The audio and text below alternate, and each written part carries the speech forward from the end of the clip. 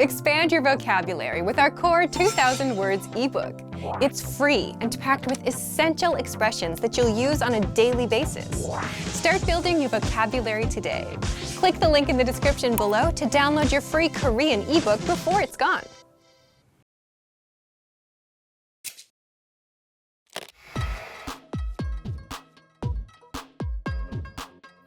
Welcome to KoreanClass101.com's 3분 한국어, the fastest, easiest, and most fun way to learn Korean. 안녕하세요, Amy예요. 반가워요. Hi, I'm Amy. Nice to meet you. In this series 3분 한국어, we are going to learn basic Korean expressions. It's super easy and it takes only 3 minutes. First of all, you're going to learn how to introduce yourself in Korean. There are a few different ways to do it depending on how formal you want to be. Let's first look at an informal way to introduce yourself. 안녕, Amy야. 반가워. Hi, I'm Amy. Nice to meet you. 안녕, Amy야. 반가워. Here, 안녕 means peace, so literally you say peace to say hello in Korean. Next, you can say your name, then add the sentence ending particle, 야. My name is Amy, so I say Amy야. Finally, you say 반가워. 반가워 means nice to meet you. Now you try it. Start by saying 안녕. Then say your name followed by 야. If your name is David, you can say 데이비드야. Finally say 반가워. 안녕 데이비드야. 반가워. Now let's see a formal version. 안녕하세요. Amy예요. 반가워요. Hi, I'm Amy. Nice to meet you. 안녕하세요. Amy예요. 반가워요. What has changed from the previous introduction? Let's take a close look at these together. First, 안녕 has to change to 안녕하세요. 하세요 is the verb meaning to do. If you add 하세요 next to 안녕, it becomes more formal and polite. 안녕하세요. Next, you can replace the particle 야 with 에요. Both of them are sentence-ending particles, and you can put them after nouns. But 야 is informal, and 에요 is formal. So if you say Amy예요 instead of Amy야, you can introduce your name in more formal way. Finally, 반가워요. Do you remember how to say nice to meet you in the informal way? 반가워. Here, you can simply add the particle 요 at the end of the verb. Then it becomes formal. 요 is a particle that can make a sentence polite. 반가워요. One more time. The formal way to introduce yourself is 안녕하세요. Amy예요. 반가워요. The informal way to introduce yourself is 안녕, Amy야. 반가워.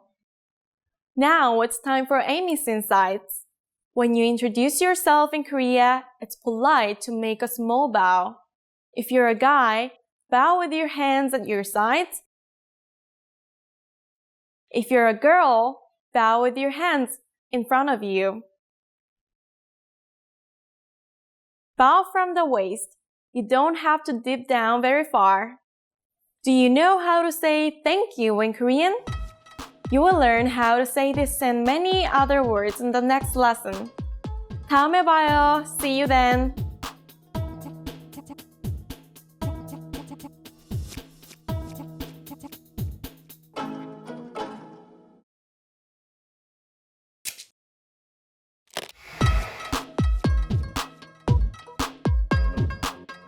안녕하세요, Amy예요. 반가워요. Hi everybody, I'm Amy. Welcome to KoreanClass101.com's 3분 한국어, the fastest, easiest, and most fun way to learn Korean. In the last lesson, we learned how to introduce ourselves in Korean. Today, we're going to learn how to use good manners as we thank people. Are you ready? Then let's start. There are several ways to thank someone. Let's start with the most common phrase, 감사합니다. 감사합니다. 감사합니다 means I do thanks or thank you. To say thank you very much, you just need to add 대단히, which means very much or greatly. 대단히 감사합니다. 대단히 감사합니다. 대단히 means greatly, so 대단히 감사합니다 is like saying thank you very much. In the last lesson, we saw that Korean has formal and informal ways of speaking. 감사합니다 is pretty formal. If you want to thank someone more casually, you can use a shorter phrase. 고마워. 고마워. Let's break down those phrases. In the formal way of saying thank you, 감사합니다. 감사 means thank you. And 합니다 is a formal way to say to do. So 감사합니다 means I do thanks. And to make it less formal, we swap out 감사 with a different verb. That's 고마워. It has the same meaning of thank you, but it's more friendly. When someone thanks you, how should you answer? There's no set response like you're welcome in English, but there are a few things that you can say. The first thing is 아니에요. 아니에요. You literally are saying no, but this is a common and informal way to respond to someone thanking you. You're telling the person that there's nothing to bother thanking you for. There's another phrase that's used to respond to thank you in Korean. 천만에요. 천만에요. But it's not used all that often. You're better off with 아니에요 in most situations. Now it's time for Amy's insights. 감사합니다 sounds formal. 고마워 sounds informal. What if you want to sound kind of formal, but still kind of friendly? In that case, you can upgrade the informal 고마워 to 고마워요. You see, you simply add 요 at the end. 요 is the sentence ending particles that make sentences more polite. This is a nice way to thank your waiter. 고마워요. Have you ever heard the phrase 안녕히 계세요 before? In our next lesson, you will learn this and more greetings in Korean. 여러분 감사합니다. 다음에 봐요.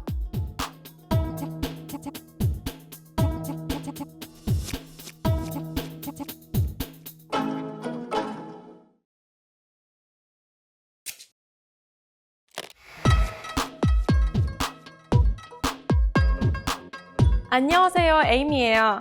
반가워요. Hi everybody, I'm Amy. Welcome to KoreanClass101.com's 3분 한국어, the fastest, easiest, and most fun way to learn Korean. In the last lesson, we learned how to thank people by saying 감사합니다 and 고마워.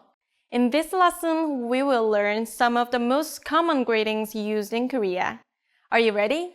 Then let's start. The most common informal greeting is 안녕. 안녕. 안녕 means peace.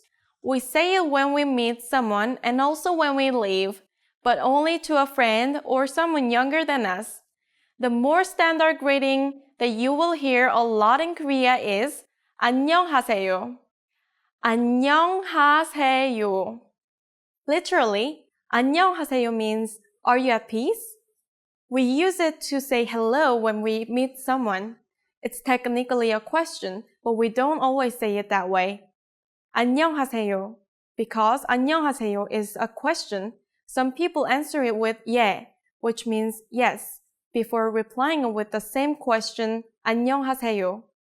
When it's time to leave, we have a couple different ways to say goodbye. If you're leaving and the other person is staying, say 안녕히 계세요. 안녕히 계세요. 계세요 means please stay. So 안녕히 계세요 literally means please stay peacefully. A casual version of 안녕히 계세요 is 잘 있어. 잘 means well and 있어 means stay informally. So 잘 있어 just means stay well. 잘 있어. If the other person is leaving, say 안녕히 가세요. 안녕히 가세요. 가세요 means please go. So 안녕히 가세요 literally means please go peacefully.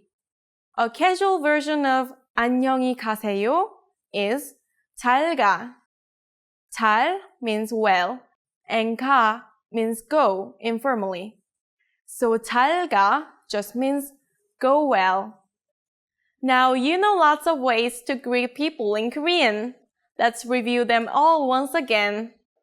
To greet someone casually, 안녕.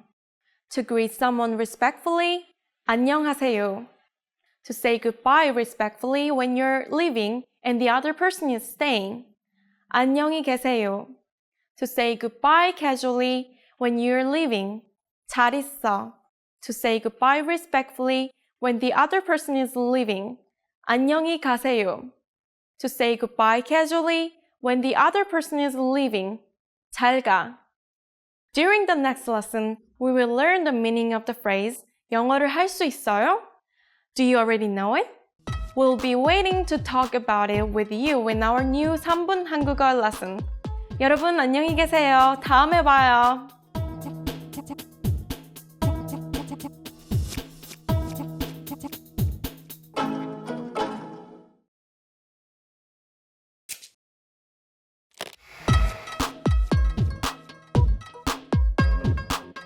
안녕하세요, 에이미예요. 반가워요. Hi everybody, I'm Amy. Welcome to KoreanClass101.com's 3분 한국어, the fastest, easiest, and most fun way to learn Korean. In the last lesson, we learned the most common greetings in Korean. Do you remember them? In this lesson, we're going to learn a very useful phrase. Do you speak English? If you find yourself in a situation where you need assistance in English, this phrase can be a lifesaver. And because you're asking it in Korean, you can be sure that everyone will understand what you're asking, even if their answer is no. Are you ready? Then let's start. Here's the basic way to ask whether someone speaks English. 영어 하세요? 영어 하세요? 영어 means English, and 하세요 means do you do? So 영어 하세요 means do you do English? If you want to be a little more specific and ask about someone's ability to speak English, you can say 영어 할 수 있어요?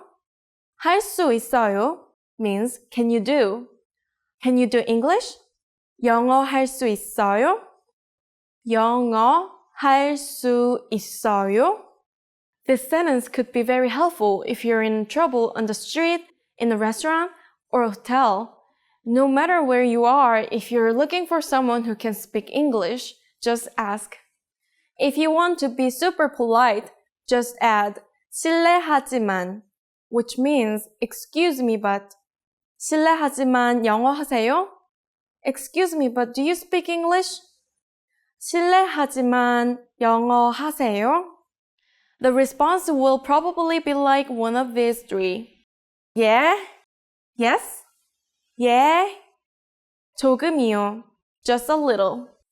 조금이요. 아니 못해요. No, I don't. 아니 못해요. Since this last one is a negative statement about ability, we add 못, an adverb meaning can't. 못해요 means I can't. Now it's time for Amy's insights. For those of you who are not only English speakers, you can obviously use this question with any language you need. 일본어 for Japanese, 중국어 for Chinese, 스페인어 for Spanish, 독일어 for German, 프랑스어 for French. If you want to say, do you speak German? You can simply replace 영어 with 독일어. 독일어 하세요? Do you speak German? 독일어 하세요? In this lesson, we mentioned the word 실례합니다, meaning excuse me. In the next lesson, we will learn this and other ways to apologize in Korean. It's never too late to show your good manners to Korean people. I'll see you in our next 3분 한국어 lesson. 안녕히 계세요. 다음에 봐요.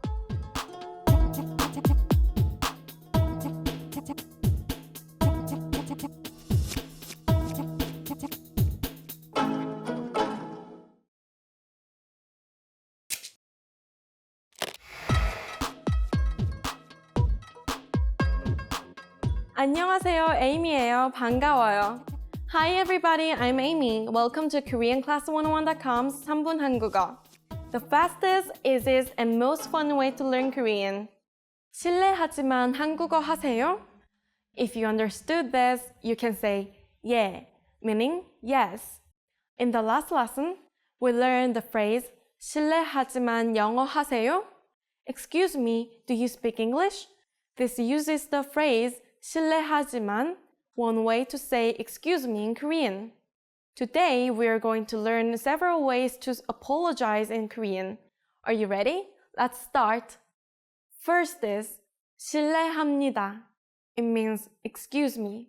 If you want to add something to the end, tweak it to 실례하지만. Excuse me, but here 실례 means excuse and 합니다 means to do. So 실례합니다 means do excuse or excuse me. If you change 합니다 with 하지만, which means but, you can say 실례하지만. It means excuse me, but. Saying 실례합니다 doesn't mean you've done something wrong. It just means you have a question or favor to ask that may require someone to take some trouble for you. If you've actually done something rude, or if you made mistakes, you use a different phrase. 죄송합니다. I'm sorry. 죄송합니다. This is the phrase you would use if you ever bumped into somebody on the street in Korea. 죄송합니다. If you say 실례합니다 in this situation, the person you bumped may not get that you're apologizing and may instead think that you bumped them on purpose to ask a favor. How about saying excuse me to get a waiter or bartender's attention? Koreans use a couple of different phrases for that. The first is 여기요, 여기요. That means over here, please. It may sound a little rude in English, but in Korean it's fine. Another version that sounds slightly more polite is 저기요, 저기요. That means, excuse me, you there. It may sound even more rude in English, but in Korean it's no problem. When the waiter is away from you, you can use this phrase, 저기요. You don't have to wait for the waiter to come to you. Just speak up with 여기요 or 저기요. Between friends, you can say 미안해, sorry. 미안해. 미안해 is an informal way to apologize to someone. Using 미안 instead of 죄송 suggests that you've hurt someone's feelings, not just inconvenienced them. Now it's time for Amy's insights. Want to sound more sincere when you apologize? Just add 정말, which means truly. 정말 미안합니다. I'm truly sorry. 정말 미안합니다. You can use 정말 with 미안합니다 and 죄송합니다, but not with 실례합니다. Do you know anything about counting in Korean? How about the name of this series? 3분 한국어. See, you already know a number, 3, which means 3. In the next lesson, we will learn how to count from 1 to 10 in Korean. I'll be waiting for you in our next 3분 한국어 lesson. 안녕히 계세요. 다음에 봐요.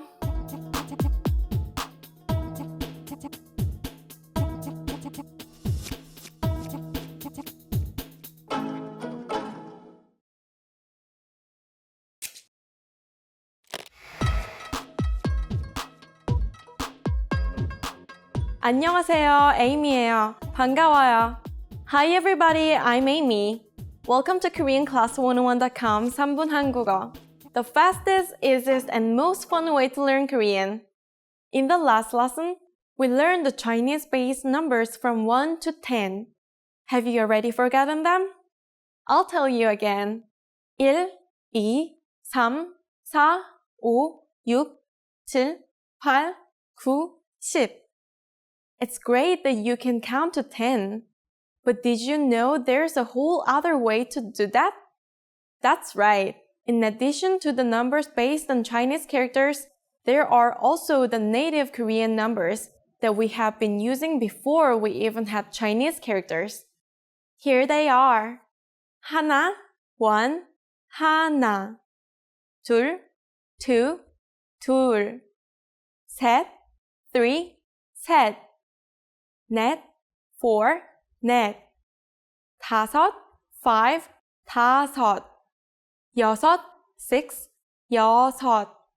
일곱, 7, 일곱. 여덟, 8, 여덟. 아홉, 9, 아홉. 열, 10, 열. Which one do we use? We use both. Some things are counted using Chinese-based numbers, and other things using native Korean numbers. For example, when telling time, we say the hour using a native Korean number and the minute using a Chinese-based number.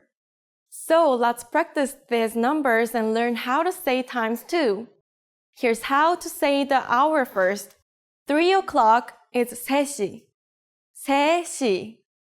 The native Korean number 3 is 셋, but we shorten it to 세 when we put it before a counter like 시. The last consonant, 시옷, of 셋 disappeared when it meets the counting unit. When you add 하나, 1, 둘, 2, 셋, 3, 넷, 4 with counting units, the last vowel or consonant of each number will disappear. So 하나 is 1, but 1 o'clock is 1시. When 하나 meets the counting unit 시, the last vowel 아 disappears. 둘 is 2, but 2 o'clock is 2시. The last consonant 리을 disappeared. 넷 is 4, but 4 o'clock is 4시. Same thing here. The last consonant 시옷 disappeared.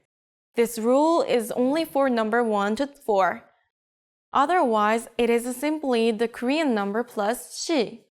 10시, 10 o'clock. 7시, 7 o'clock.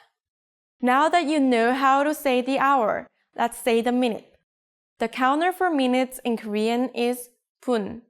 Be sure to use a Chinese-based number with this counter. Do you know how to say 3:10 in Korean?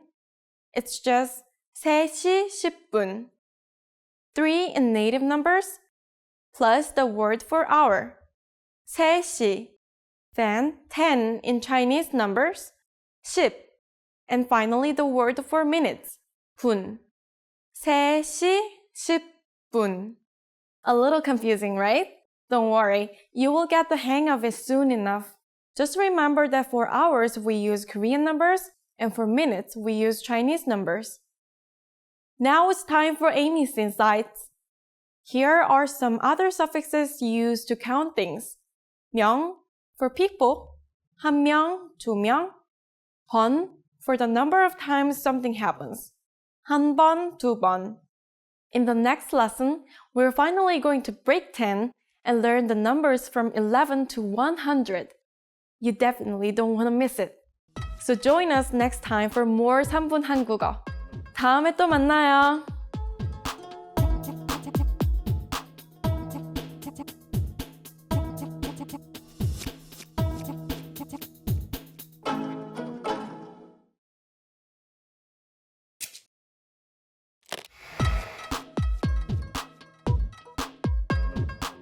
여러분 안녕하세요. Amy예요. Hi everybody, I'm Amy. Welcome back to KoreanClass101.com's 3분 한국어, the fastest, easiest, and most fun way to learn Korean. 2 lessons ago, we learned to count from 1 to 10 using Chinese numbers. In the last lesson, we learned the whole other way to count from 1 to 10 using native Korean numbers. Do you remember all these numbers? Let's see if you can recall the native ones first. 하나, 둘, 셋, 넷, 다섯, 여섯, 일곱, 여덟, 아홉, 열. Great job! And how about the Chinese numbers? Do you remember those? 1, 2, 3, 4, 5, 6, 7, 8, 9, 10. Phew, that's a lot of numbers. But I bet you're wondering what comes next, right? Well, if you think about it, 11 is just 10 plus 1. How would you say that in Korean? No need to overthink it. 10, 10 plus 1, 1 equals 11. So 11 is 11. And how about 12? 10, 10 plus 2 equals 12. So 12 is 12. Seem too easy to be true? It's not. And it doesn't get any harder when you hit 20. 20 is really just 2 tens. Multiply 2e by 10, 10 to get 20, 20. Just as you'd expect. 30 is 30, 40 is 40, and so on. Now that you know how to count tens, you can make it all the way to 99. For example, I bet you can tell me the Korean word for 87, even though we haven't counted nearly that high yet. Can you? First, we need to say 80. 80 is 8 tens, so 80 is 80. Finally, say the word for 7. 7. 87 is 87. Let's learn one more word. The Korean word for 100 is 100. 100. Can you guess how to say 150 in Korean? 100 is 100 and 50 is 50. So 150 is? That's right, it's 150. And I'm sure you can figure out how to say 250. 250. Great job! Now it's time for Amy's insights. You just learned how to count above 10 for Chinese numbers, but it works the exact same way for native numbers. 11 is 열하나, 열 is 10, and 하나 is 1. 12 is 열둘, 열 is 10, and 둘 is 2, and so on. In the next lesson, we're going to learn the handy phrase 얼마예요? Do you know what it means? We'll see this phrase and many others that will help you shop. I'll be waiting for you in our next 3분 한국어 lesson. 안녕히 계세요. 다음에 봐요.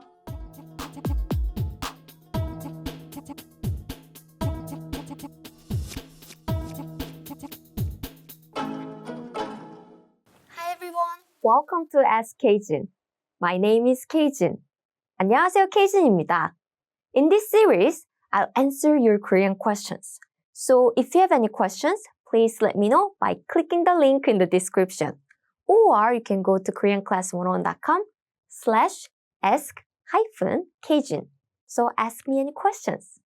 Today I picked questions related to similar Korean words. Here's the first question. What's the difference between 벌써 and 이미? 벌써 and 이미. Both of them means already. So something was done already a long time ago or before the present. But 벌써 has another meaning, which means so soon, more quickly than you thought. So for example, someone is saying 나 집에 가야 해. It means I've gotta go home. 나 집에 가야 해. 나 집에 가야 해. I've gotta go home. And you can say, 벌써? Already? That's much earlier than I thought. 벌써?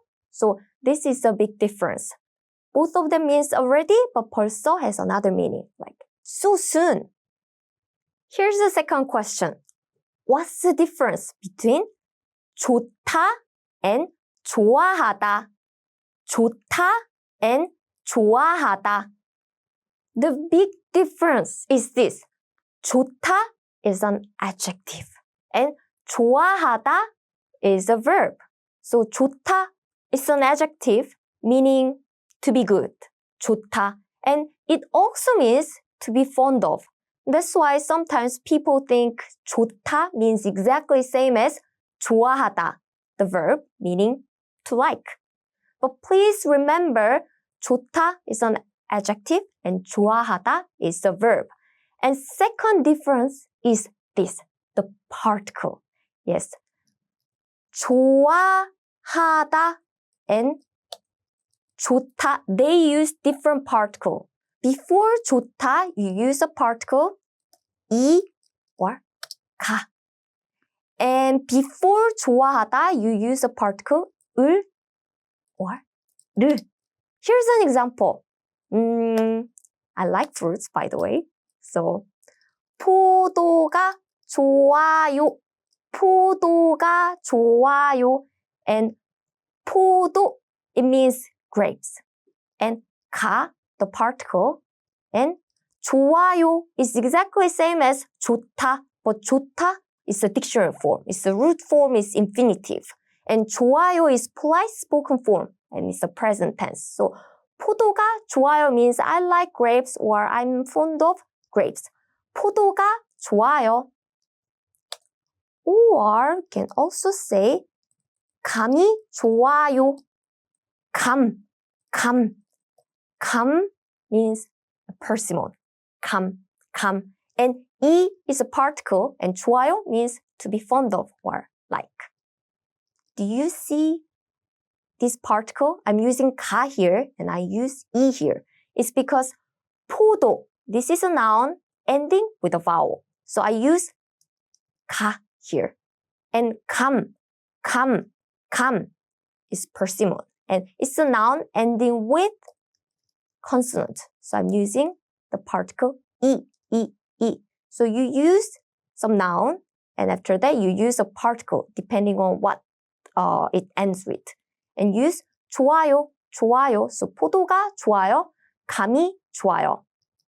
And if I want to use 좋아하다 with exactly the same words, I will say 포도를 좋아해요. Again, 좋아요 is the present tense is spoken, polite spoken form of 좋아하다, which is the dictionary form of to like. 포도를 좋아해요. 감을 좋아해요. I like persimmons. 감을 좋아해요. So I use 를 here because 포도 ended with a vowel. I use 을 here because 감 ended with consonant. So 포도가 좋아요 and 포도를 좋아해요. This means exactly the same, but you just need to use different particles. Then you might be wondering, teacher, you said 좋다 can also mean to be good or to be fond of. How can I know which one is meant? Well, you see the context. So when I see 포도가 좋아요, well, you can guess. Oh, I'm talking about grapes because I like it. 포도가 좋아요. Or I'm showing you 포도 and it has good quality. Then I might be saying, the quality of 포도, the grapes, is very good today. So it depending on the context. You can clearly see the context very easily, so don't worry about this. Here's the last question of the day. What is the difference between 다시 and 또? 다시 and 또? Well, both of them means again. So something happening again, once again. But 다시 has some meaning, some nuance. You do something all over again from the scratch. 다시. And 또, you do something again additionally. So that's the difference. 다시, all over again. 또, again additionally. For example, you are asking me a question. What is homework in Korean? What is homework? So I'm saying, homework in Korean, that's 숙제. It means homework, 숙제. And you are saying, please write it again using 다시, using 다시. As in, 다시 써주세요. 다시, again, 써 is from 쓰다, meaning to write. And 주세요 means please. So please write it again. 다시 써주세요. If you say 다시 써주세요, then I will do this. Oh, okay. All over again. 숙제 is 숙제. Here you are. 숙제 means homework. So this is what I will do. I'll write again, all over again from the scratch. But imagine you use this expression, 또, as in, 또 써주세요. 또, again, 또 써주세요. If you say that, I will do this. Okay, I write it again. 숙제, additionally. So I'm writing it again, additionally, not all over again from the beginning. So 숙제 is homework. And 다시 has a nuance, doing something again, all over again from the scratch. And 또, you do something again, additionally. That's it for this lesson. Today I answered 3 questions about similar Korean words. If you have any other questions, click the link in the description or go to koreanclass101.com/ask-Kjin. Thanks for watching. I'm Kjin and I'll see you on koreanclass101.com. 다음 시간에 봐요.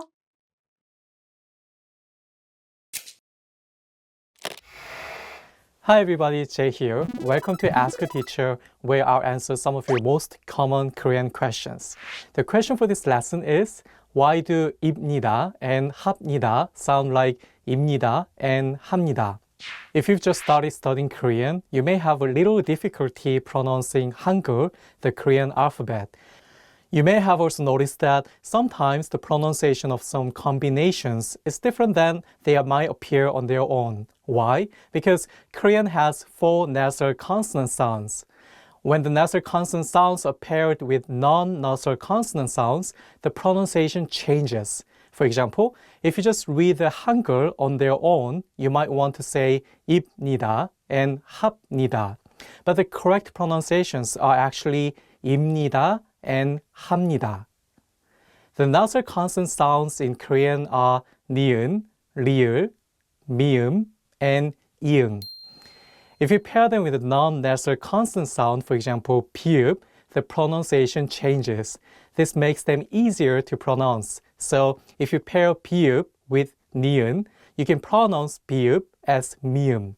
Finally, you'll get 입니다 instead of 입니다. Let's do another example. 국물 is the Korean word for soup. The consonant 기역 is for G sound in English, so you can read it as 국. But it's paired with the nasal sound 미음, so it changes the pronunciation from a G sound to an NG sound, and you need to read it as 국물. Just remember that if you see 2 consonants next to each other, check if one of them is nasal. If it is, both of them will have a nasal sound. Pretty interesting, right? I hope that answers the question. Please leave any more questions in the comments below, and I'll try to answer them. See you next time. 다음 시간에 만나요.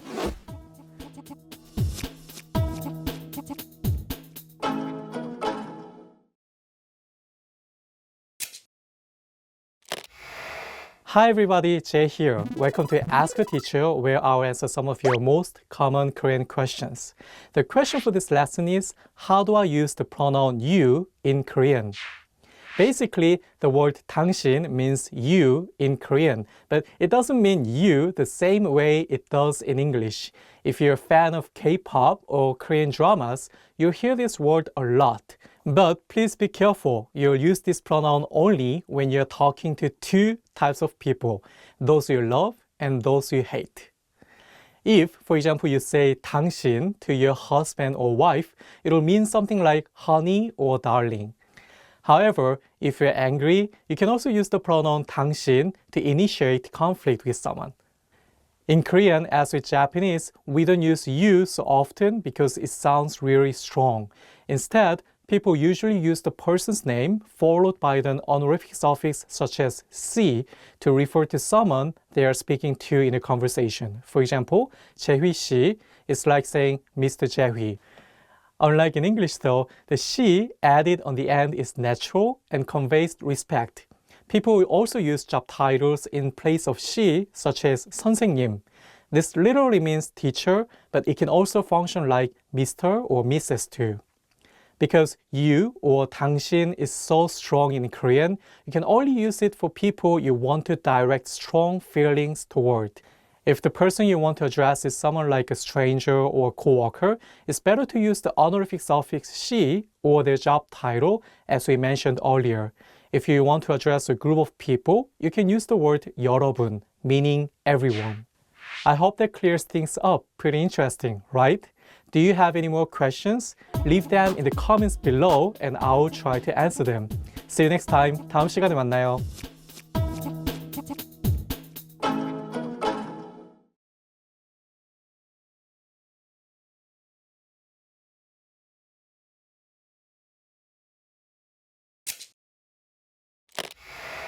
Hi everybody, Jay here. Welcome to Ask a Teacher, where I'll answer some of your most common Korean questions. The question for this lesson is, why do Korean people drop particles when they are speaking? Particles are a pretty big challenge for Korean learners, but don't worry. Koreans actually drop them a lot of the time. Let's use 나는 이 음식이 좋아요 as an example. 나는 이 음식이 좋아요 means I like this food in Korean. In this sentence, 는 and 이 are the particles. But when you hear a native Korean speaker say this sentence, he or she will usually just say 나 이 음식 좋아요 without the particles. You don't need them to make the meaning of the sentence clear. Here's another example. If you want to comment on someone's height, you could say 그 사람은 키가 커요, which means he's tall. However, if you want to sound more natural, you can say 그 사람 키 커요. Here, the particles 은 and 가 are omitted. Please remember though, in formal situations, it's best to use the particles. Although it does sound more natural to omit them when talking to friends, you'll want to be careful with your boss or teachers. Learning the particles is important for understanding sentence structure in Korean, but once you've mastered them, you may want to practice leaving them out. See how you sound. I hope that clears things up. Pretty interesting, right? Do you have any more questions? Leave them in the comments below and I'll try to answer them. See you next time. 다음 시간에 만나요.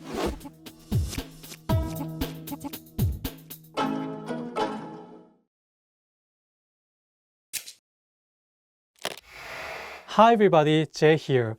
Welcome to Ask a Teacher, where I'll answer some of your most common Korean questions. The question for this lesson is, why does 기억 sometimes sound like kiuk? Many Korean learners wonder why some Korean consonants don't sound like their English equivalents. Have you ever wondered why 기억 sometimes sound like 그 and not 그, or why 디귿 sometimes sound like 트 instead of 드? It's because some consonants change their sounds depending on their location in the sentence. For example, the consonants 기억, 디귿, 비읍, and 치읓 are pronounced more strongly when they are at the beginning of a word. This is similar to their aspirated pairs kiuk, tiut, piup, and chiut. Aspirated describes that strong puff of breath that is used on some words. You can hear it on the p's and the words pet and pin in English. Let's break it down with the word 가방, which means bag. Usually, the consonant 기억 sounds like an English G. However, if it's at the beginning of the word, it takes on the English K sound, 가방. Let's do another example with the word 바다, which means sea. The pronunciation of 비읍 in this word is different than the one in 가방.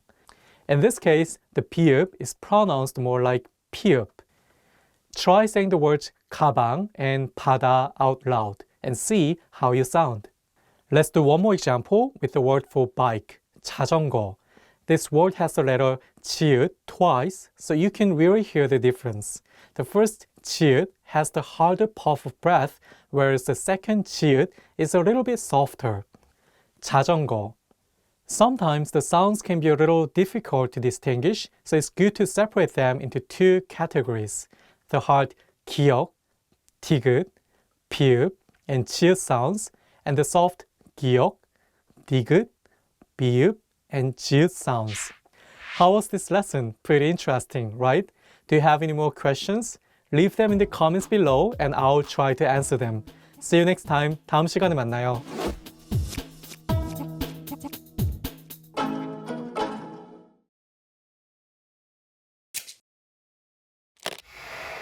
Hi everybody, Jay here. Welcome to Ask a Teacher, where I answer some of your most common Korean questions. The question for this lesson is the consonant ieung always silent? Usually, the consonant ieung works as a placeholder and doesn't have any sound. However, when placed in the 받침 position, which is the final consonant in a Korean word, it has an ng sound. We'll break it down with a few examples. Let's take the word 아이, which means child. In this word, the ieung in each syllable works as a placeholder and only the vowels are pronounced. Another example is the word 강, which means river. Please note that in this case, the ieung is at the end, so the word 강 ends with an ng sound. The last example has ieung in two places, one at the beginning and the other at the end. That word is 왕, which means king. In this case, you don't pronounce the ieung at the beginning of the word. Only say the wa and pronounce the ieung at the end of the word as ng. So all you need to remember is that if the ieung is at the beginning of the word, it has no sound. And if it is at the end of the word, it has an ng sound. It's that simple. How was this lesson? Pretty interesting, right? Do you have any more questions? Leave them in the comments below and I'll try to answer them. See you next time. 다음 시간에 만나요.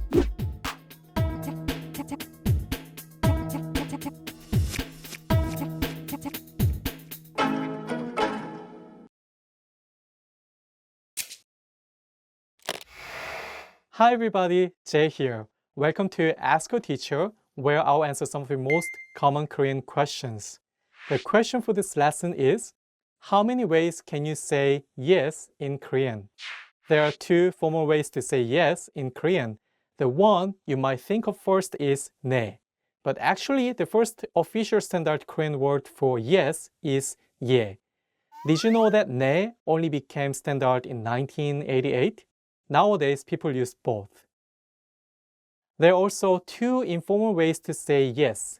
If you're talking with close friends or people younger than you can use the words 응 and 응 usually sounds cute and typically has a more masculine sound. Let's break it down with some examples so you know which yes to use and when to use it. Say, for example, you're talking to your boss. Your boss asks if you finished the project you've been working on. To answer yes, you can use either 예 or 네. 예 is a little more polite. Let's imagine another scenario where you're talking to a friend. Your friend wants to know if you're going to come over to his house tomorrow. In this case, you can use either 응 or In our last situation, let's imagine you're talking to your mom. She is asking you if you finished your homework yet. Now, some Koreans speak to their parents using polite Korean and some don't. So this answer differs from family to family. In this case, you can use any of the words we've mentioned for yes, depending on the situation. An interesting tip worth noting is that because 예 was the original word for yes in Korean, the older generation tends to use it more. On the other hand, the younger generation tends to use 네, so it's good to know both. How was this lesson? Pretty interesting, right? Do you have any more questions? Leave them in the comments below and I'll try to answer them. See you next time. 다음 시간에 만나요.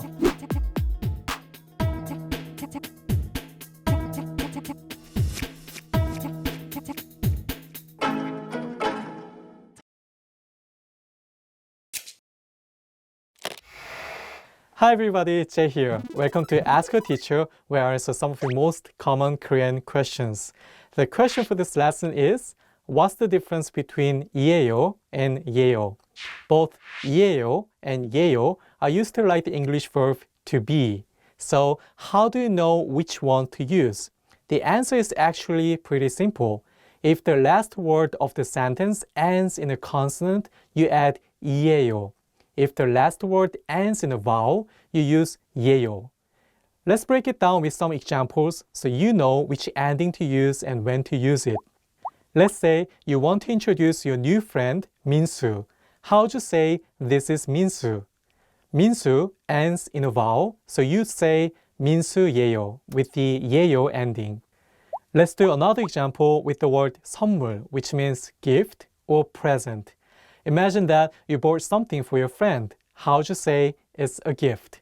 Since 선물 ends in a consonant, you say 선물이에요 with the 이에요 ending. One final example will be where you use both. For example, you see a drink on the table and you want to ask, is it juice or water? The Korean word for juice, 주스, ends in a vowel, and the word for water, 물, ends in a consonant. So what do? Here's a hint. You have to ask two questions, one ending in 예요 and the other in 이에요.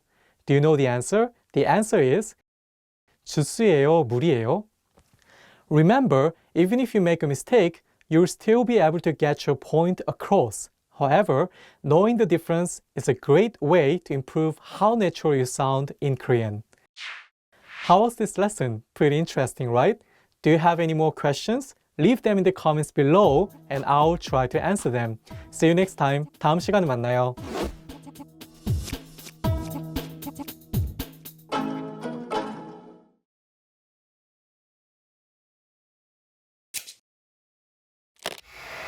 Hi everybody, Jay here.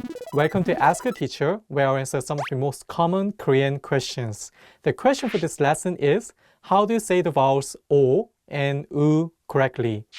These two vowels sound similar, so they can be a little tricky to pronounce. The vowel O sounds like a very round O, like in the words oval and orange. The vowel U sounds more likely the U sound in the words moon and room. Let's break it down with some examples so you can hear the difference between O and U more clearly. Let's take the word 공, which means bowl in Korean. 공 has the vowel O, which makes the round O sound. Now, let's take another word 궁, which usually means palace. This word has the U vowel. It's going to have more of an U sound. A good way to practice these vowels is by alternating between them while repeating, like this. 공, 궁, 공, 궁. Can you hear the difference? Let's do one more example. The word 오후, meaning afternoon, has both the O and U vowels. Once you have mastered saying 공 and 궁, try repeating the word 오후 and see how you sound. How was this lesson? Pretty interesting, right? Do you have any more questions? Leave them in the comments below and I'll try to answer them. See you next time. 다음 시간에 만나요.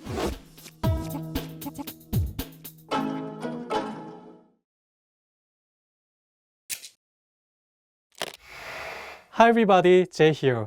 Welcome to Ask a Teacher, where I'll answer some of your most common Korean questions. The question for this lesson is, what is the correct pronunciation of ư? There's no English equivalent for this sound, so it may be a little difficult to pronounce. The vowel ư has the same tone position as the Korean vowel u, but the shape of your mouth is wider. You may find it easier to compare it to the E sound in the word broken and eaten, or the O sound in the word button. One insider tip is to pull your lips wide to the sides and expose your bottom teeth as you say ư. It may seem silly at first, but you'll get the hang of it. Let's break it down with some examples so you can understand the pronunciation of ư more easily. Let's use the word 하늘, meaning sky, as an example. Many people mispronounce the last syllable as 눌, so be careful. Let's say the word 하늘. Another example is the word 크다, which means to be big. Again, be careful with the first syllable. It's not pronounced like 크. Listen one more time. 크다. One last example is the word 가르치다, meaning to teach. One more time, it's not pronounced 가르치다, but 가르치다. Again, this vowel ư is much wider than the vowel 우. Listen one more time slowly. 가르치다. Because the Korean vowel ư doesn't exist in English, it can be difficult to distinguish when you hear Korean. please listen carefully to the pronunciation of native speakers to completely understand how this vowel is pronounced. How was it? Pretty interesting, right? Do you have any more questions? Leave them in the comments below and I'll try to answer them. See you next time. 다음 시간에 만나요.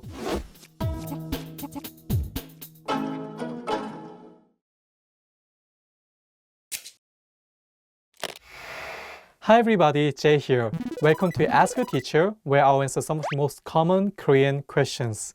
The question for this lesson is, how do you pronounce the consonant 리을? In Korean, the L and R sounds come from the same underlying consonant 리을. If you put your tongue in between making an L and making an R, you are almost there. The question is, when does it sound more like R or more like L?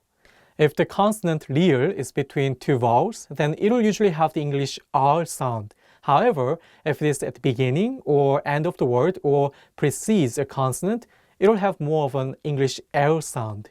Let's break it down with some examples so you can clearly hear how to pronounce the consonant 리을. Let's take the word radio, which means radio. In this word, the consonant 리을 is at the beginning of the word, so it will have an L sound. Let's do another example with the word 미래, meaning future. Here, the 리을 consonant is between the vowels E and 에, so it will have more of an R sound. Let's say it together, 미래. Let's do one more example with the L pronunciation. We will use the word 말, which means word or language. The 리을 consonant is at the end of the word, so it will be pronounced as L. Let's say it together, 말. Remember that in English, some L sounds are hard, like the L's in ball. In ball, you put some tension in the back of your mouth to make it stronger. In Korean, the L sound is much lighter without any tension. So remembering where not to put the tension, especially at the end of the words, will be really helpful for sounding more natural in Korean. How was this lesson? Pretty interesting, right?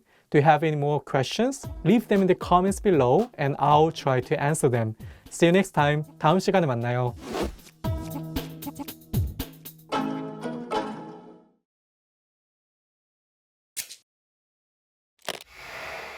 Hi everybody, Jay here. Welcome to Ask a Teacher, where I'll answer some of your most common Korean questions.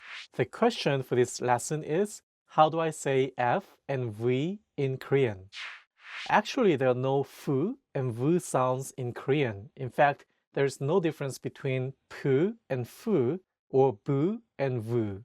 Therefore, the pu and fu sounds are both pronounced as piup and bu and vu as biup.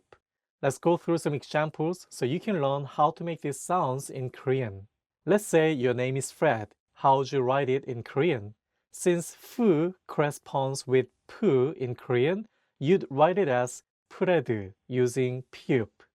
Another example would be with the name Victoria. Since vu corresponds with bu, you'd write it as Victoria, changing the vu sound to bu sound. Let's do one more with a tricky name like Joseph. Here, the ph makes an fu sound, so you'll need to use piup, and the name will be written as Joseph. Although the Korean alphabet doesn't distinguish between pu and fu or bu and vu, many Korean people nowadays are learning the differences.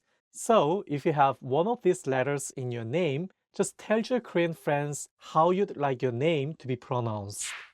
And that's it. I hope that clears things up. Please leave any more questions in the comments below and I'll try to answer them. See you next time. 다음 시간에 만나요.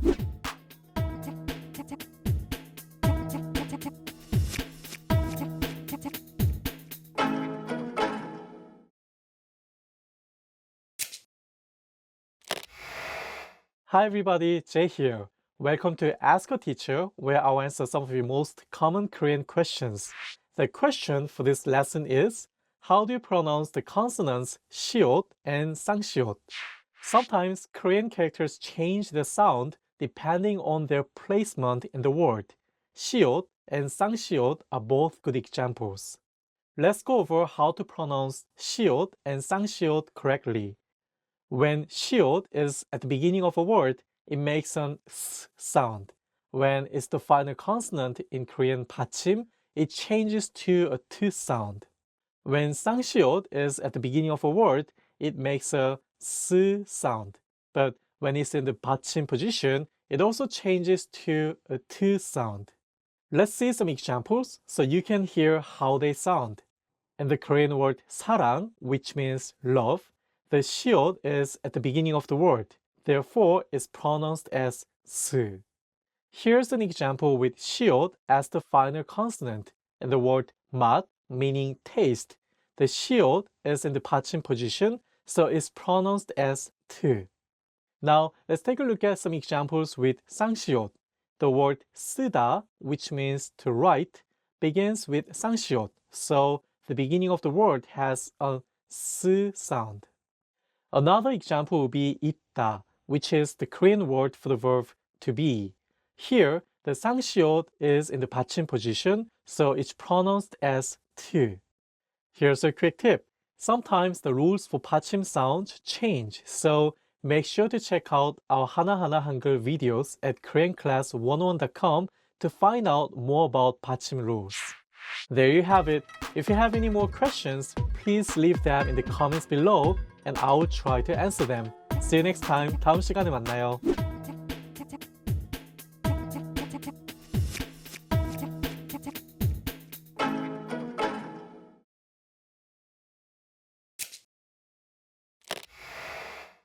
Hi everybody, Jay here. Welcome to Ask a Teacher, where I'll answer some of your most common Korean questions.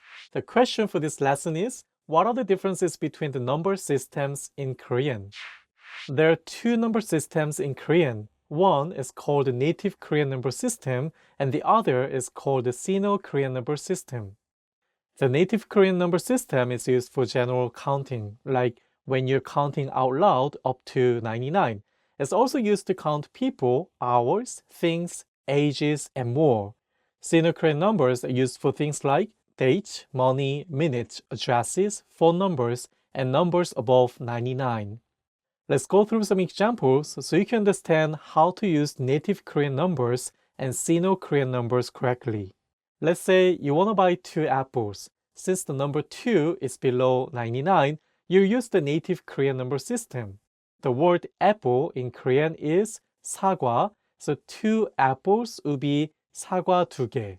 What if you need a lot more apples? How about 120 apples? Since 120 is above 99, you change to the Sino-Korean number system. So 120 apples in Korean would be 사과 120개. Let's do an example with time. Let's say someone asks you the time and it's 2:35 in the afternoon. How would you answer? It's a little tricky. First, to read the hours, you'll be using the native Korean number and the counter for hours, which is 시. So 2 o'clock will be 2시, using the native Korean number for 2. However, to read the minutes, you'll need the Sino-Korean number and the counter for minutes, 분. So 35 minutes will be 35분, using the Sino-Korean number for 35.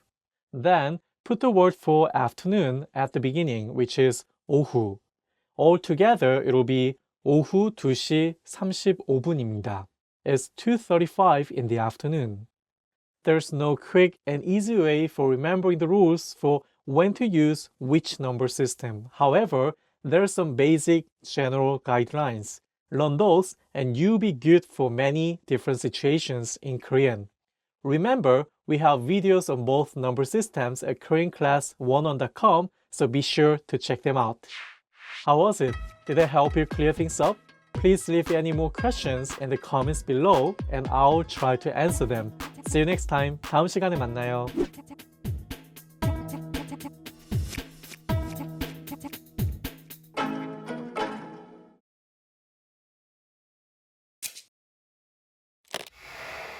Hi everybody, Jay here. Welcome to Ask a Teacher, where I'll answer some of your most common Korean questions. The question for this lesson is, how do I introduce myself in Korean? You can introduce yourself in 3 different ways in Korean. The most polite version, which ends in 입니다. The most common one, which ends in 예요 or 이에요. and the most casual version which ends in ya or iya. Let's see some situations where you need to introduce yourself. Let's say you're at a job interview. In this case, you want to use the most polite version. For example, if I want to say my name is Jae-hee Lee, using this version, I'll say 이재휘입니다, using 입니다 at the end. It's safe to use this introduction in any formal or professional setting. If you want to be polite but not too formal, you can use the 예요 or 이에요 ending. The ending depends on whether your name ends in a vowel or consonant. Since my name is Jae-hee, which ends in a vowel, I'll use 예요. So the whole introduction will be Jae-hee-예요. If your name ends in a consonant, like the common Korean female name Jihyun, then you use the 이에요 ending. Therefore, the whole introduction will be 지현이에요, using 이에요 at the end. This is the most common way to introduce yourself. The last version is really casual, so be careful when you use it. Again, the ending depends on whether your name ends in a vowel or consonant. With my name, Jae-hee, I'll use the ya ending. Therefore, the whole phrase would sound like Jae-hee-ya. For the name I mentioned before, Jihyun, she would use the iya ending, so her introduction would sound like 지현이야.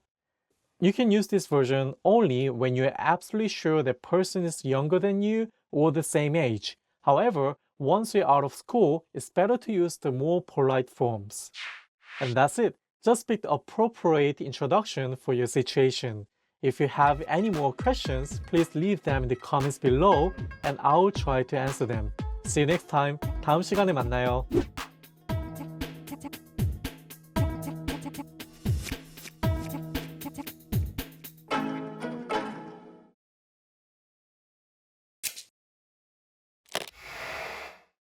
Hi everybody, Jay here. Welcome to Ask a Teacher, where I answer some of your most common Korean questions. The question for this lesson is, what are some ways to say goodbye in Korean? In formal Korean, there are two ways to say goodbye. One for the person who is leaving, and the other for the person who is staying. If you're the one leaving, you say 안녕히 계세요, meaning stay well. Then the other person will respond by saying 안녕히 가세요, meaning go well. Let's go through some examples so you can learn how to use 안녕히 계세요 and 안녕히 가세요 correctly. Let's say you're at a restaurant and you've just paid for your meal. As you get up to leave, the restaurant staff says 안녕히 가세요. How do you respond? Since you're the one leaving, you'd say 안녕히 계세요. This time, you've decided to eat at home, so you order delivery. After you get your food, you want to thank the delivery person and say goodbye. First, say the formal Korean word for thank you, which is 감사합니다. Then, since you're the one staying, you say 안녕히 가세요. Let's do one more. Let's say you are invited to a formal gathering and you see some guests leaving. You're going to stay a little longer, so what do you say? That's right. 안녕히 가세요. Now it's a little later and you're ready to go home. What do you say to the host? Right, you say 안녕히 계세요. If you want to say goodbye using informal Korean, you can say 잘 가, which corresponds with 안녕히 가세요, meaning go well, or 잘 있어, which corresponds with 안녕히 계세요, meaning stay well. How was it? Have you got the hang of it now? Please leave any more questions in the comments below and I'll try to answer them. See you next time. 다음 시간에 만나요.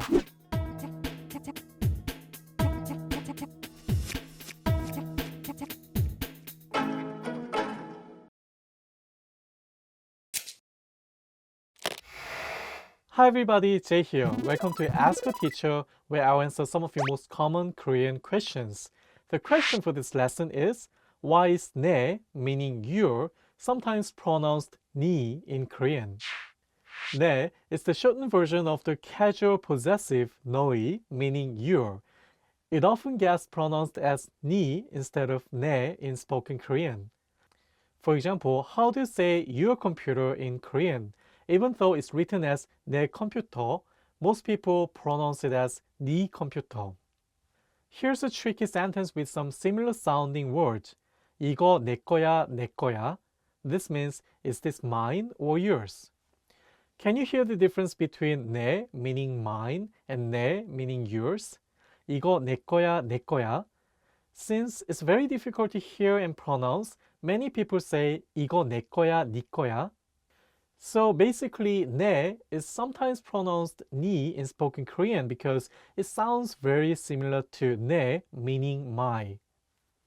But remember, even though many people pronounce 내 as 니, make sure to use 내 when you write in Korean. I hope that clears things up. If you have any more questions, please leave them in the comments below and I will try to answer them. See you next time. 다음 시간에 만나요.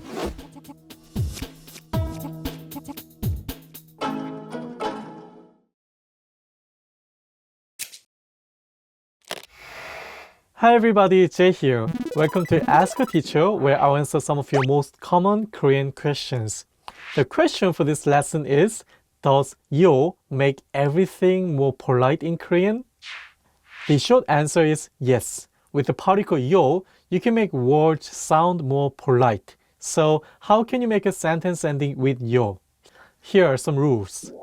First, let's do a very simple one. When the verb stem ends in a vowel like the ka in 가다, meaning to go, you can simply replace 다 with yo. We don't need any additional particles. However, when the verb stem ends in a consonant like 놀 in 놀다, meaning to play, we need the extra vowel 아 before yo to say 놀아요. But that's not all. In Korean, we have some vowels called negative vowels. For example, u, and 으. When the last vowel of the word is a negative one, you will need to use instead of 아. Here's an example. 먹 is the verb stem of the verb 먹다, meaning to eat. The verb stem ends in a consonant, so you might think you need to add 아 and say 먹어요 to make it polite. However, this is not correct. Remember, we also need to check the last vowel, and this time the last vowel of the verb stem is which is negative. So you need to say 먹어요 using Sounds complicated, right? Don't worry. As you hear more verbs with the yo particle, it will come more naturally to you. Let's do one more example because we have one final rule for using the particle yo. A lot of Korean verbs are made with 하다, meaning to do. For example, 공부하다, meaning to study. When you want to make a 하다 verb polite, just replace 하다 with 해요. So 공부하다 becomes 공부해요. Since there are so many 하다 verbs in Korean, you can practice with the 하다 verbs first. Then you only have 2 more conjugation rules to master. Is this still confusing? You get the hang of it with more practice. If you have any more questions, please leave them in the comments below and I'll try to answer them. See you next time. 다음 시간에 만나요.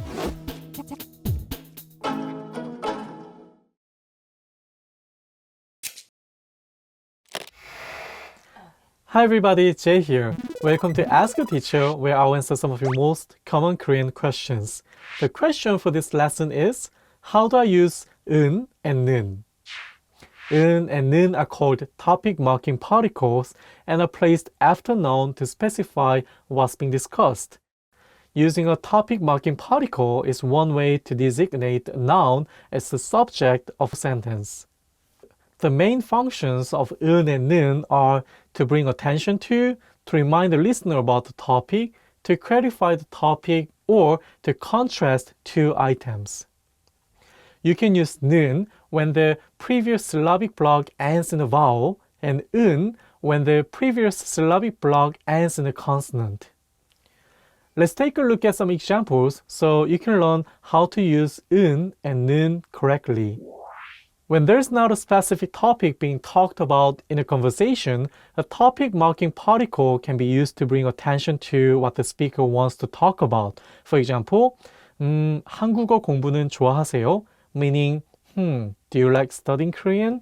Here, the speaker draws attention to the topic of Korean study. If a topic has already been introduced in the conversation, you don't need to mention it again. However, if the speaker wishes to clarify what's being spoken about, a topic marking particle is used to clarify the topic of the sentence. From our previous example about studying, we can say 한국어 공부는 재미있어요. Studying Korean is fun. A topic marking particle can also be used to contrast items. 저는 한국어 공부가 재미있어요. Literally, as for me, studying Korean is fun. Another person might respond, 저는 영어 공부가 재미있어요. As for me, studying English is fun.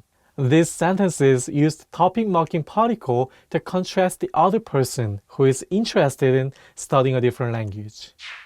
That's it. I hope that answers your question. Please leave any more questions in the comments below and I'll try to answer them. See you next time. 다음 시간에 만나요. Trying to learn Korean? Get the lessons that are perfect for you. Click here to get your free lifetime account.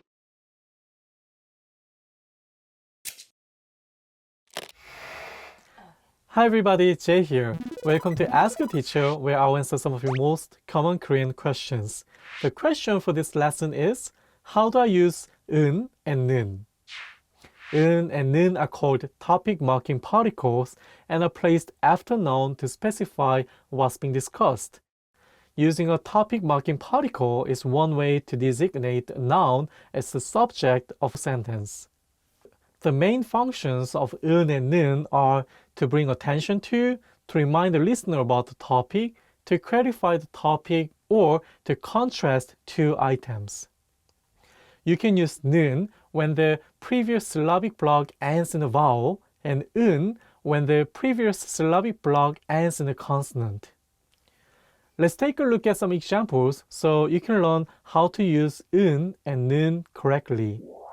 When there's not a specific topic being talked about in a conversation, a topic marking particle can be used to bring attention to what the speaker wants to talk about. For example, 한국어 공부는 좋아하세요?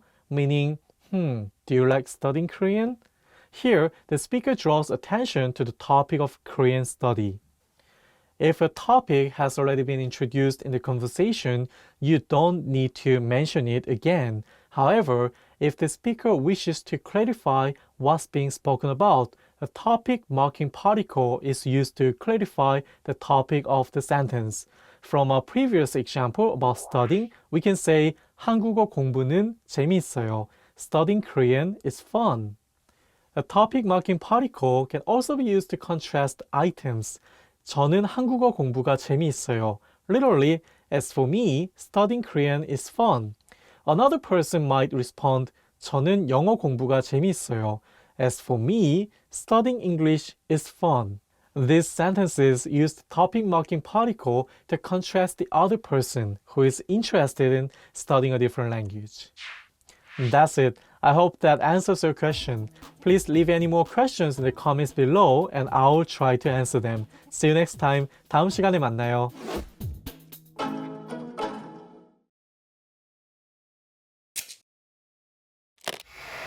Hi everybody, Jay here. Welcome to Ask a Teacher, where I'll answer some of your most common Korean questions. The question for this lesson is, how do I use 이 and 가? The subject marking particles 이 and 가 are used to mark the subject of a sentence. These are used when a subject is being introduced for the first time. 이 is used if the subject ends in a consonant, and 가 is used if the subject ends in a vowel. Let's do some examples so you can learn how to use the subject marking particles correctly. Let's use 여기가 제 집입니다, meaning here's my house, as an example.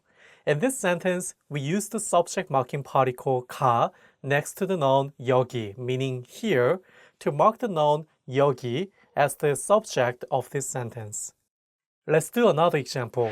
When you meet someone for the first time, you may ask, 이름이 무엇입니까? What's your name? Here, we use the subject marking particle 이 next to the noun 이름, meaning name. This is because the topic, his or her name, is being introduced for the first time. There are certain verbs that use the subject marking particles as part of a set. Some common verbs are 아니다, 있다, and 없다, which mean not, to exist, and not to exist, respectively. Generally speaking, whenever the verbs 아니다, 있다, and 없다 are used in the sentence marking particle is used as well to mark what exists and what doesn't exist. For example, 학생이 아닙니다, meaning I'm not a student. An important thing to remember is that Korean often contains double subjects, with one being marked by the topic marker and the other marked by the subject marker. For example, 저는 학생이 아닙니다, meaning I'm not a student. It has two subjects, 저, meaning I, and 학생, meaning student. The topic of the sentence is 저, meaning I, so it uses 는, the topic marking particle. 학생, student, is the subject, so it uses the subject marking particle 이. This can be translated as for me, I'm not a student. And that's it. I hope that helps. If you have any more questions, please leave them in the comments below and I'll try to answer them. See you next time. 다음 시간에 만나요.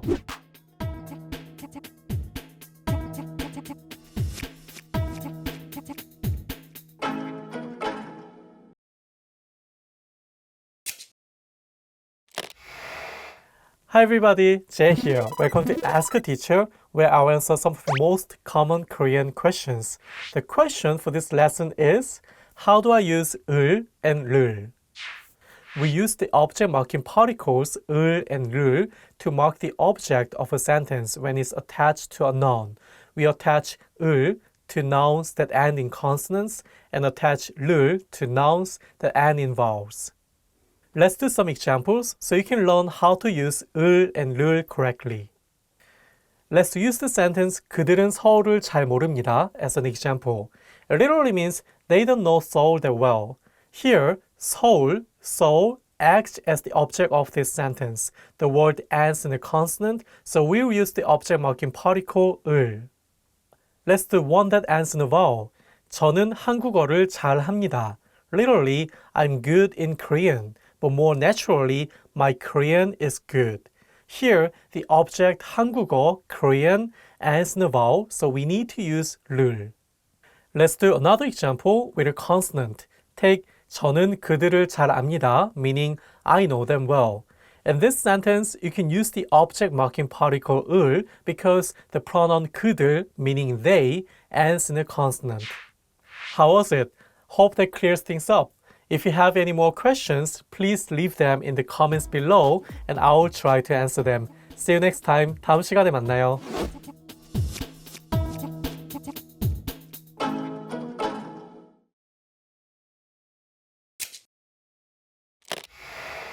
Hi everybody, Jay here. Welcome to Ask a Teacher, where I'll answer some of the most common Korean questions. The question for this lesson is, how do I use 에 and 에서? In English, use words such as at, in, on, to, and from to talk about location. In Korean, you need location marking particles when giving directions or talking about where something is. The particle 에 can be translated as at, to, on, or in, depending on the context.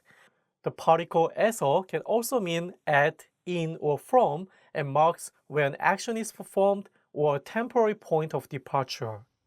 Let's do some examples so you can learn how to use 에 and 에서 correctly. Let's use the sentence 저는 집에 있습니다, meaning I am at home. In this sentence, the particle 에 indicates the location where I exist. The particle is located right after the noun 집 to indicate the location. Let's do an example using an action. 저는 한국에서 일합니다, meaning I work in Korea.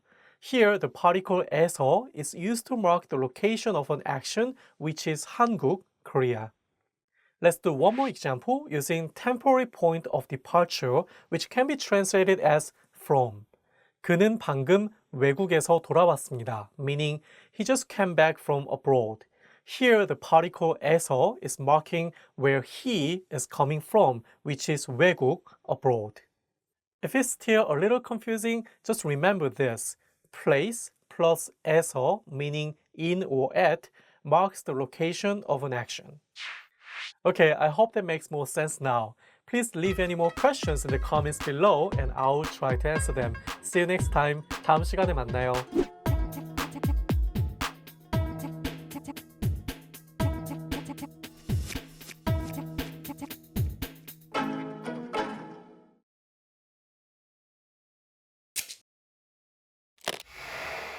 Hi everybody, Jay here. Welcome to Ask a Teacher, where I'll answer some of the most common Korean questions. The question for this lesson is, how do I use 명 and 분 correctly when counting in Korean? In Korea, formality is really important. Therefore, even words for counting or counters can serve as honorifics in Korean. For example, 명 is a counter used to refer to people. However, when you're talking about people who are older or of a high status, you should use 분. It's an honorific counter used to refer to people. Let's do some examples so you can learn how to use 명 and 분 correctly. When you go into a restaurant, a staff member will probably ask you how many to check how many people you'll be dining with. In Korean, you'll be asked either 몇 명이세요 or 몇 분이세요. Of course, the latter is more formal and polite. Then, how should you respond? Can you also use either 명 or 분? The answer is no. You can only use 명. This is because you're referring to yourself and the group that you're a part of. You should only use honorifics to show respect to others. Let's do one more example. Which counter should you use to say there are 40 people in my company?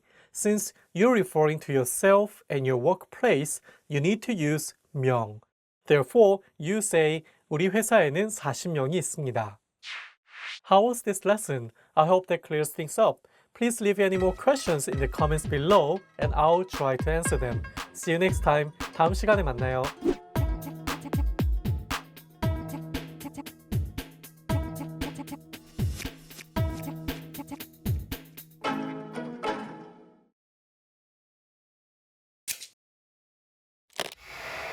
Hi everybody, Jay here. Welcome to Ask a Teacher, where I'll answer some of your most common Korean questions. The question for this lesson is, why does Korean have two words for my? The word 저희 literally means of I or mine. It has two words. 저 means I, and 의 is the possessive particle meaning something like of. 제 is the simplified form of the word 저희. In normal daily conversation, Koreans use 제 instead of 저희. If you want to make your sentence more casual, you can also use the word 네. 네 is the simplified version of the word 나, meaning I, and 의, the possessive particle. Let's do some examples so you can learn how to use each word for my correctly. When you introduce yourself at a job interview, you should use 제. For example, 제 이름은 이재휘입니다. My name is Jae-hee Lee. However, if one of your close friends introduces you to a new friend, you can use the casual one, 네. 내 이름은 이재휘야. I'm Jae-hee Lee. Let's say you want to introduce your younger sister to your friend. If you're introducing her to someone younger than you, you'd say 내 여동생이야. It's my younger sister. Or if you're introducing her to someone older or your superior, you should use the humble form of mine and say 제 여동생이에요. One more thing. Did you notice how formal sentence endings 입니다 and 요 pair with 제? Please remember to use the formal sentence endings when you use the word 제 to an elderly or superior. How was this lesson? Pretty interesting, right? Please leave any more questions in the comments below and I'll try to answer them. See you next time. 다음 시간에 만나요.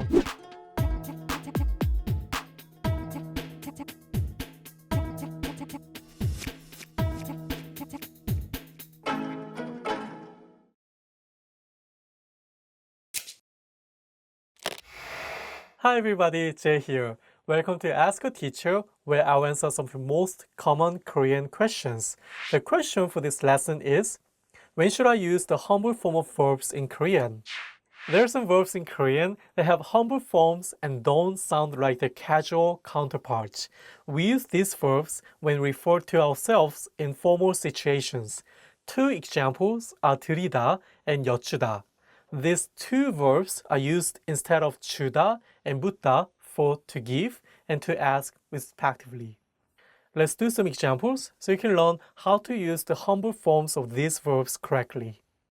Let's say you want to ask a professor a question. How do you say, I'd like to ask you something? To show respect to your professor, you should use the humble form of to ask, 여쭈다, and say, 뭐 좀 여쭐게요. 좀 is another verb that makes your sentence sound softer. It sounds more polite than saying, 뭐 좀 물어볼게요, because it uses the humble verb. Let's do another example. Now, you want to ask whether or not your classmate has turned in a group report. How do you say, did you give it to the professor? Here, even though you're talking to your friend, you're talking about the professor. So you still need to use the humble form and say, 교수님 드렸어? Did you give it to the professor? Here's a challenge. How can you say to your friend, give it to me, I'll give it to the professor? That's right. We need both 주다 and 드리다 for these sentences. 주다 for the first sentence and 드리다 for the second sentence. So you'll get 나 줘, 내가 교수님 드릴게, meaning give it to me, I'll give it to the professor. How was this lesson? I hope that clears things up. If you have any more questions, please leave them in the comments below and I'll try to answer them. See you next time. 다음 시간에 만나요.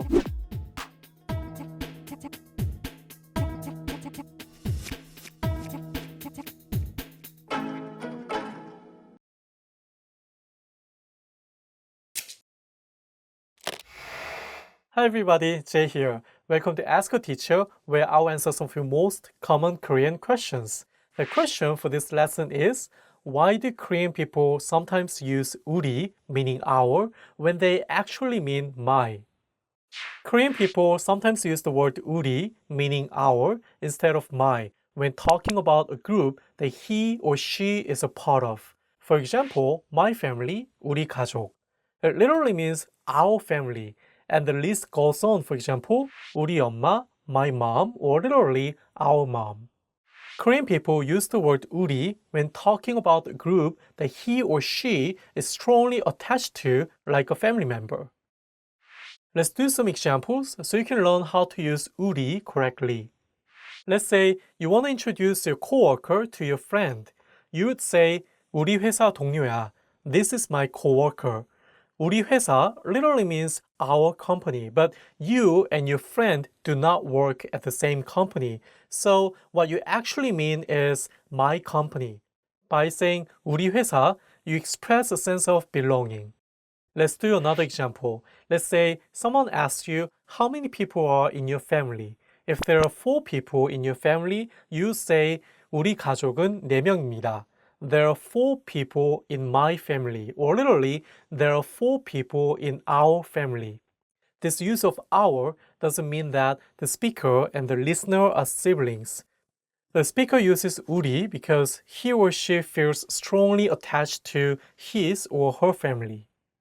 Let's do one more example. Say you have a best friend named Mark, and Mark has a brother named Andy, whom you're also close with. In this case, you can refer to Andy as 우리 Andy and as Mark, 우리 Andy는 지금 뭐해? Meaning, what is Andy doing now? Or literally, what is our Andy doing now? This is to show your close friendship with Andy.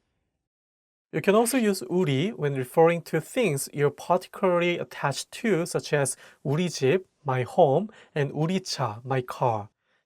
Try using 우리 the next time you talk to your Korean friends and see how you sound. How was it? I hope that helps. Please leave any more questions in the comments below and I'll try to answer them. See you next time. 다음 시간에 만나요.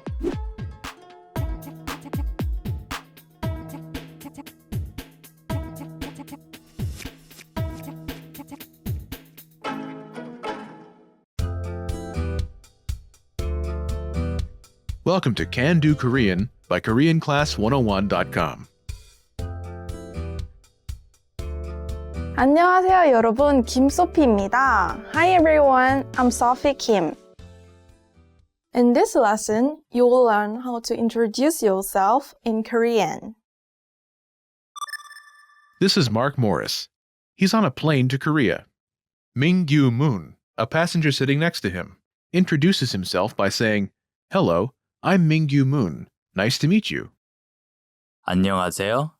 저는 문민규입니다. 반갑습니다. Listen to the conversation and focus on Mark's response. Note, the speakers in this conversation use formal Korean. Ready? 안녕하세요. 저는 문민규입니다. 반갑습니다. 안녕하세요. 저는 모리스 마크입니다. 반갑습니다. Once more with the English translation. 안녕하세요. 저는 문민규입니다. 반갑습니다. Hello, I'm Mingyu Moon. Nice to meet you. 안녕하세요. 저는 모리스 마크입니다. 반갑습니다. Hello, I'm Mark Morris. Nice to meet you.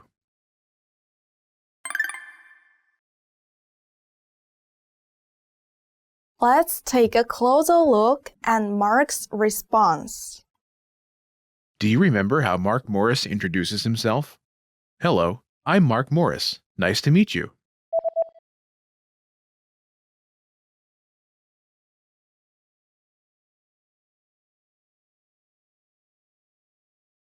안녕하세요. 저는 모리스 마크입니다.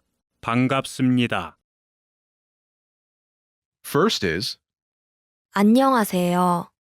meaning hello. 안녕하세요. 안녕하세요. This phrase is usually the first thing someone says when making a self-introduction in Korean. 안녕하세요.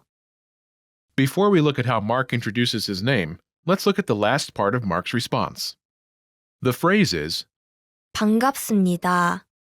this literally means happy to meet you, but translates as nice to meet you. 반갑습니다. 반갑습니다. Do you remember how Mark says, I'm Mark Morris?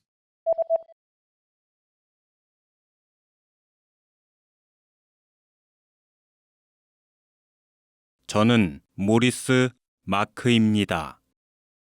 First is 저, meaning I. 저. This is the humble word for I. Next is 는, the topic marking particle. 는. It marks I as the topic of this sentence. Think of it like as for in the expression as for me.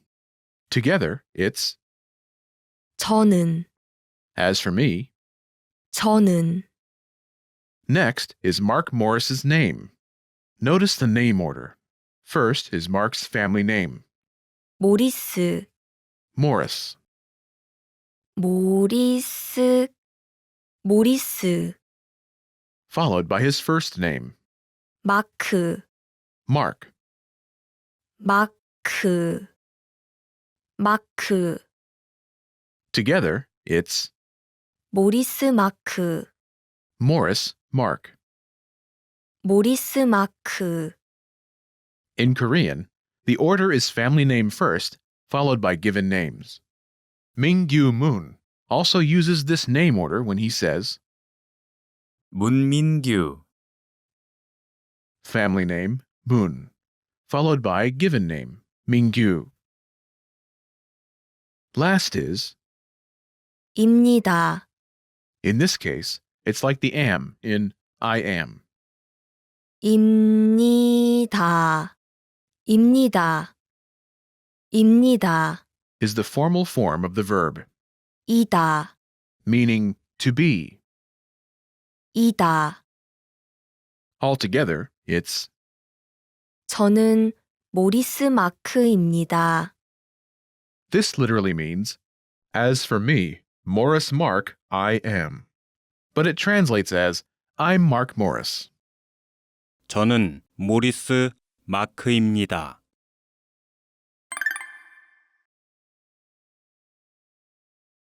The pattern is 저는 name입니다. I'm name. 저는 name입니다. To use this pattern, simply replace the name placeholder with your name. Imagine you're Karen Morris. 카렌, 모리스, 카렌, 모리스, 카렌, 모리스. Say, I'm Karen Morris. Use Korean name order. Family name first, followed by given name. Ready?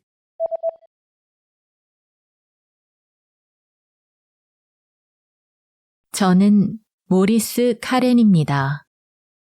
I'm Karen Morris. 저는 모리스 카렌입니다. Note, there are two versions of the topic marking particle. Then follows words that end in the vowel. Un follows words that end in a consonant.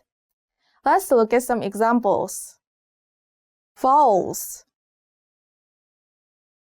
In the dialogue, 는 follows 저, as 저 ends in a vowel. 저는 as for me. 저는. Consonants. In the case of words that end in consonants, like 오늘, meaning today, 은 follows. 오늘은, 오늘은.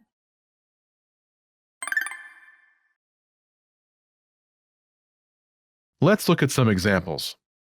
Listen and repeat or speak along with the native speakers. 안녕하세요. 저는 문민규입니다. 반갑습니다. 안녕하세요. 저는 문민규입니다. 반갑습니다. 안녕하세요. 저는 모리스 마크입니다. 반갑습니다. 안녕하세요. 저는 모리스 마크입니다. 반갑습니다. 안녕하세요. 저는 모리스 카렌입니다. 반갑습니다. 안녕하세요. 저는 모리스 카렌입니다. 반갑습니다.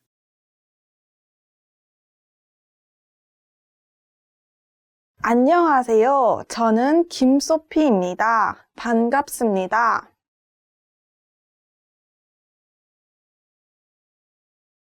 안녕하세요. 저는 김소피입니다. 반갑습니다. 안녕하세요. 심선영입니다. 반갑습니다. 안녕하세요. 심선영입니다. 반갑습니다. Did you notice how the last speaker omits 저는?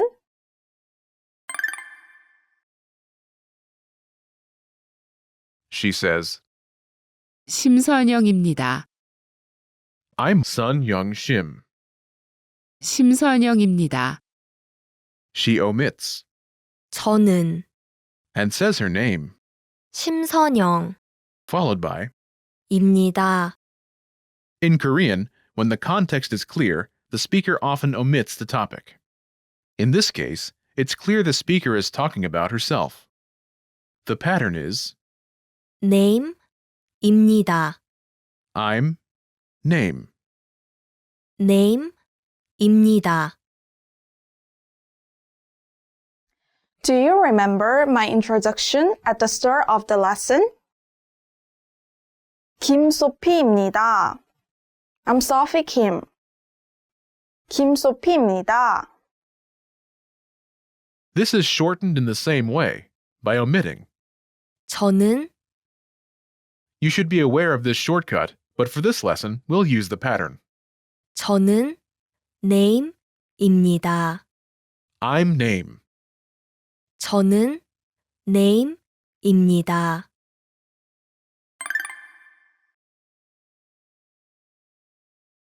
Let's review. Respond to the prompts by speaking aloud. Then, repeat after me, focusing on pronunciation. Ready? Do you remember how to say hello?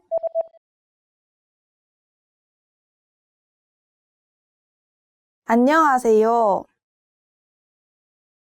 안녕하세요. And how to say nice to meet you.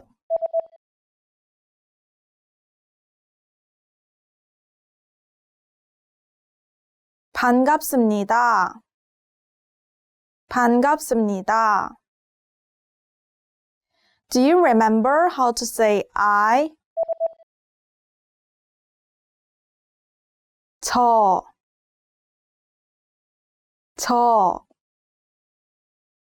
And how to say as for me.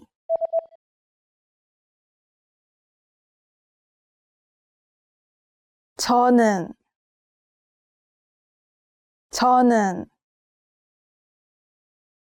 Do you remember how Mark Murray says his name?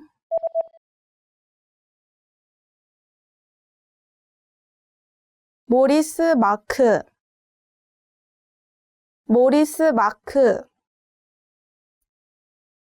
And how Mark Murray says, I'm Mark Maurice.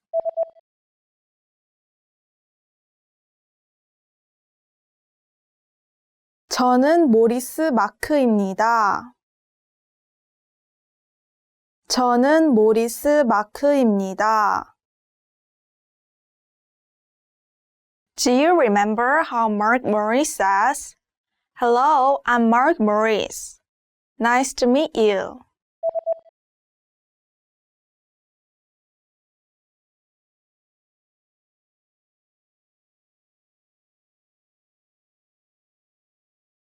안녕하세요.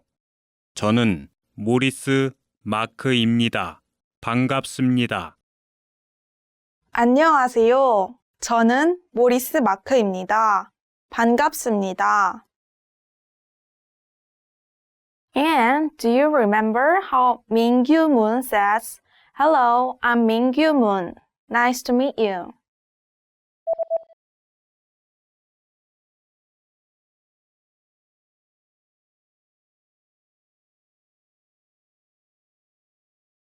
안녕하세요. 저는 문민규입니다. 반갑습니다. 안녕하세요. 저는 문민규입니다. 반갑습니다.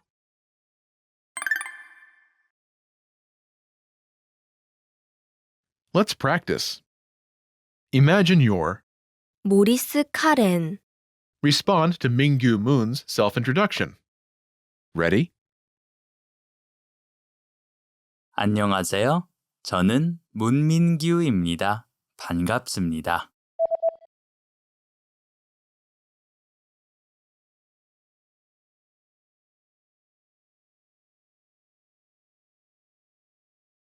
안녕하세요.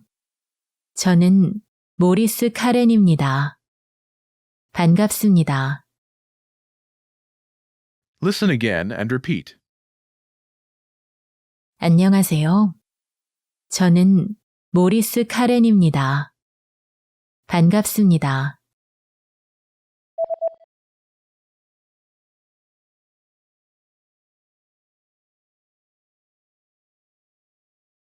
안녕하세요. 저는 모리스 카렌입니다. 반갑습니다.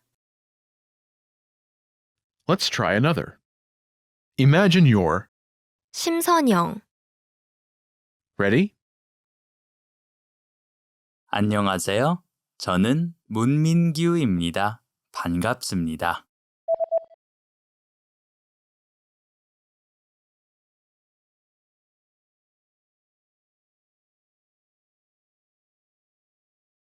안녕하세요. 저는 심선영입니다. 반갑습니다. Listen again and repeat. 안녕하세요. 저는 심선영입니다. 반갑습니다.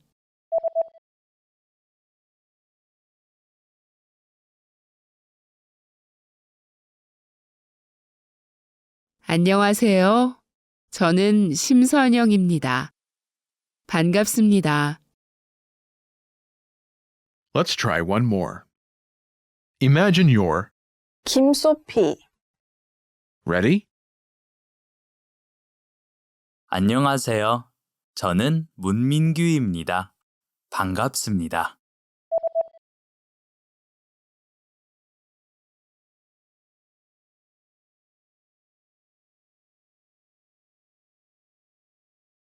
안녕하세요. 저는 김소피입니다. 반갑습니다.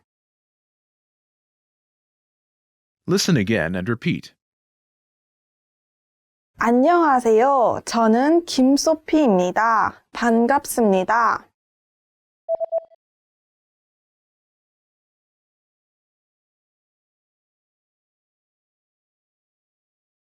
안녕하세요. 저는 김소피입니다. 반갑습니다. When introducing yourself as a Korean learner, use the name or name order with which you'd like to be addressed.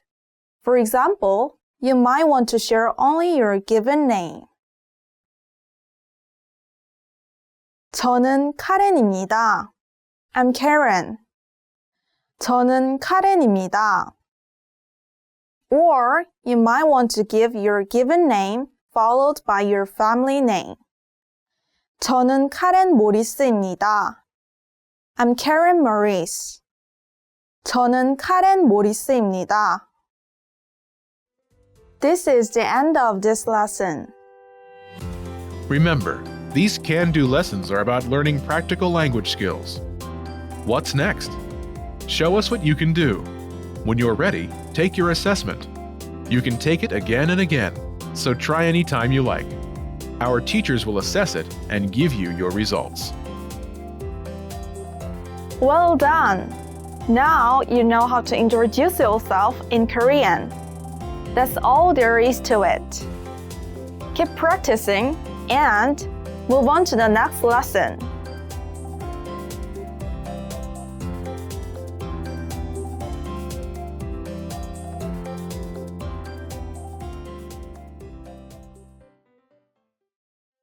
This is the end of this lesson. Now, here's what you can do to cement this conversation in your head. Review the conversation with our dialogue tool and lesson transcripts. Study the key words and phrases with our spaced repetition flashcards. Review the key grammar and cultural tips inside the lesson notes. And test yourself with our assessment tests. So click the link in the description right now and sign up for your free lifetime account to access our Can-Do course. Well done! Now you know how to introduce yourself in Korean. That's all there is to it. Keep practicing and move on to the next lesson.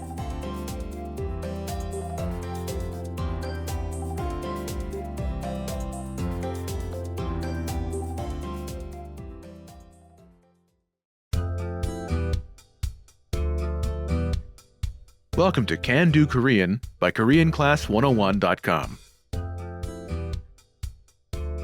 안녕하세요 여러분, 김소피입니다. Hi everyone, I'm Sophie Kim. In this lesson, you will learn how to tell someone where you're from in Korean. This is Mark Morris. He's on a plane to Korea. Min-Kyu Moon, a passenger sitting next to him, asks, Mark, where are you from? 마크 씨는 어디에서 왔어요? Listen to the conversation and focus on Mark's response. Note, the speakers in this conversation use polite Korean. Ready? 마크 씨는 어디에서 왔어요? 뉴욕에서 왔어요. Once more with the English translation. 마크 씨는 어디에서 왔어요? Mark, where are you from? 뉴욕에서 왔어요. I'm from New York.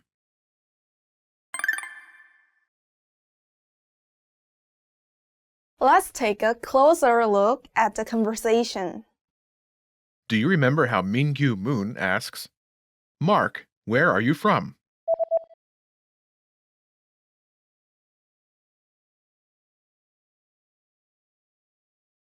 마크 씨는 어디에서 왔어요?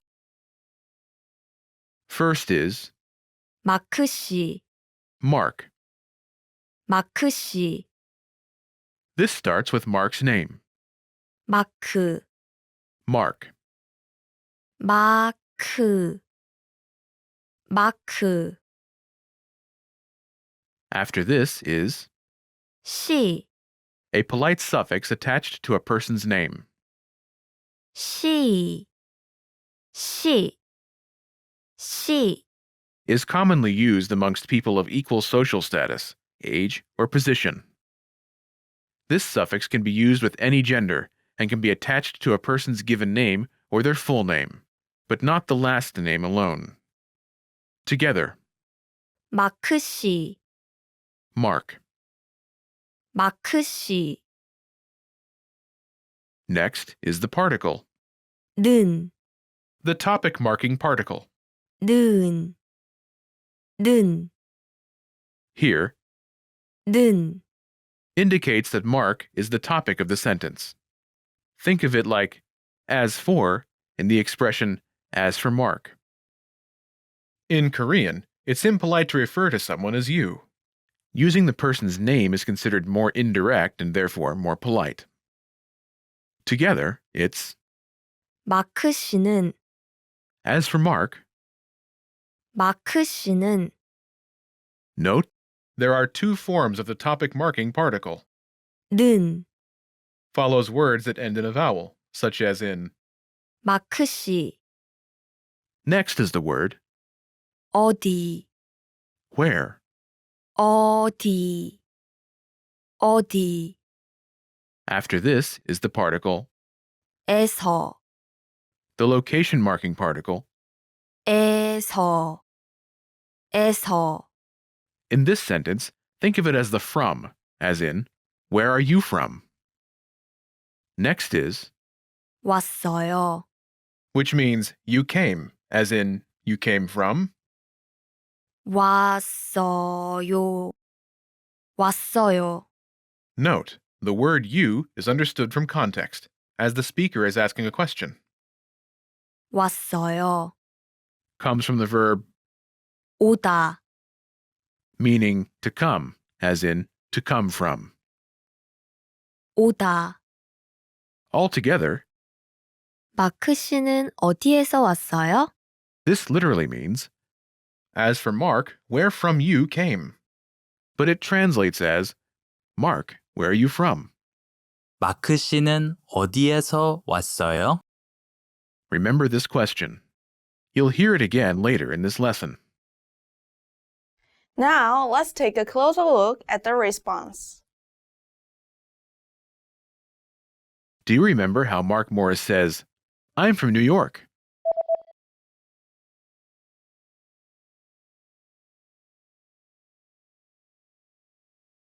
뉴욕에서 왔어요. First is 뉴욕, New York. 뉴욕, 뉴욕, After this is 에서, the location marking particle. 에서, It marks 뉴욕, New York as the location that's relevant to the action of the sentence. Think of it as the from, as in from New York. 뉴욕에서 This is followed by 왔어요, I came, as in I came from. 왔어요, 왔어요, Note, the word I is understood from context, as Mark is answering a question. 왔어요, Is from the verb 오다, meaning to come. 오다. Altogether, it's 뉴욕에서 왔어요. This literally means New York from I came, but it translates as I came from New York. 뉴욕에서 왔어요.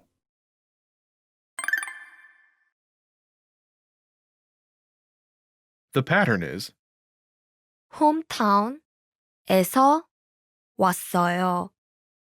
I'm from hometown. 홈타운에서 왔어요. To use this pattern, simply replace hometown with your hometown. Imagine you're from Seattle. 시애틀, 시애틀, 시애틀. Say, I'm from Seattle.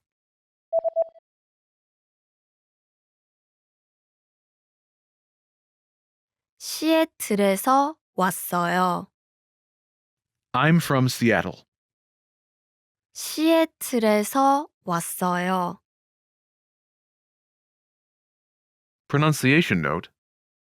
Listen to New York and the location marking particle pronounced separately. 뉴욕, New York. 뉴욕.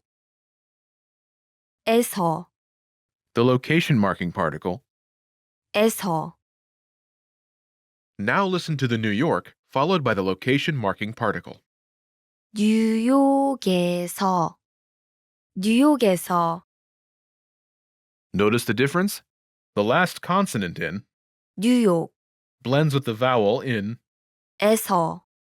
뉴욕에서, 뉴욕에서.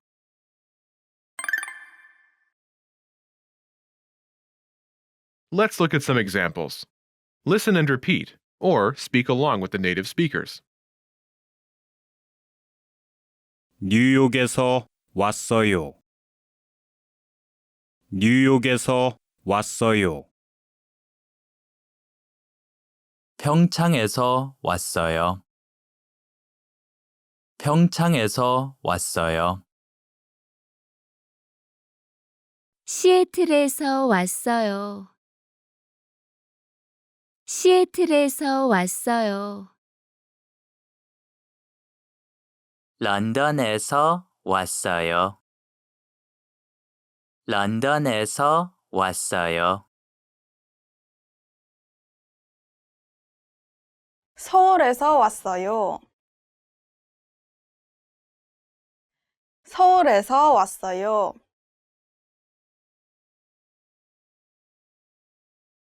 호주에서 왔어요. 호주에서 왔어요. Did you notice the last speaker says a country name in place of a city name?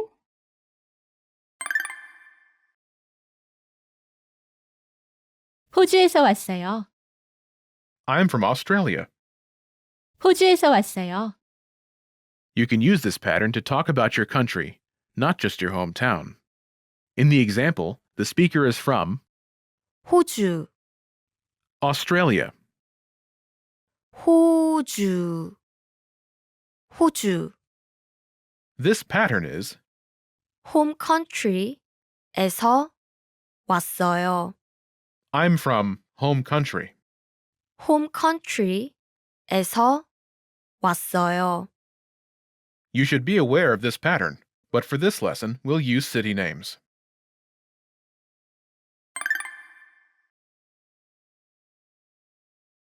Let's review the key vocabulary. 평창, Pyeongchang, 평창, 평창. 런던, London, 런던, 런던. 서울, Seoul, 서울, 서울.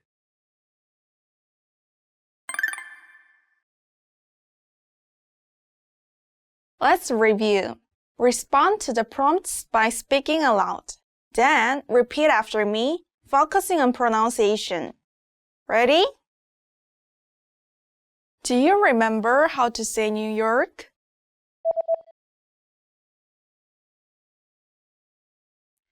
뉴욕, 뉴욕. And how to say from New York.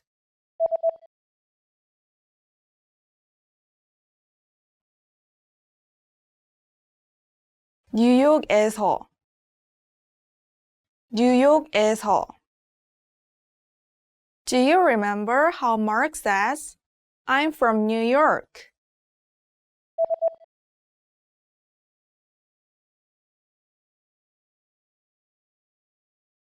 뉴욕에서 왔어요. 뉴욕에서 왔어요. Do you remember how to say where?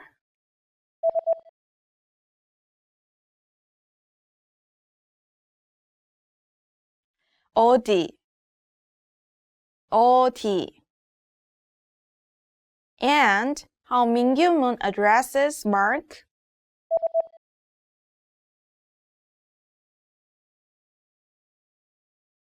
마크 씨, 마크 씨. Do you remember how Mingyu asks Mark, where are you from?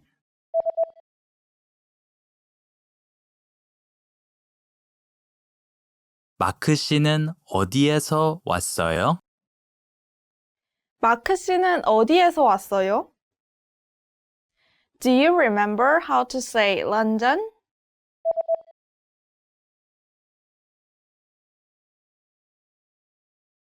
런던, 런던. And how to say Seattle?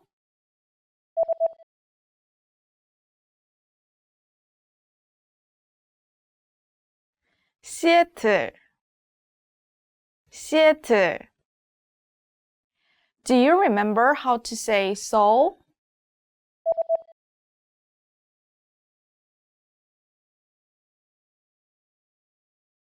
서울, 서울.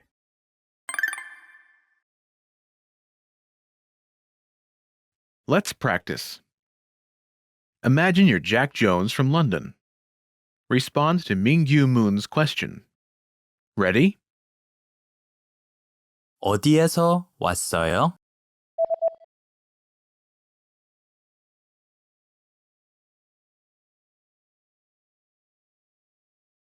런던에서 왔어요. Listen again and repeat. 런던에서 왔어요.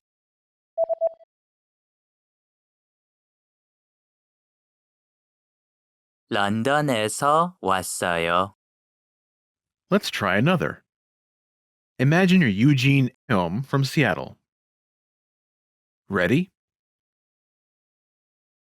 어디에서 왔어요?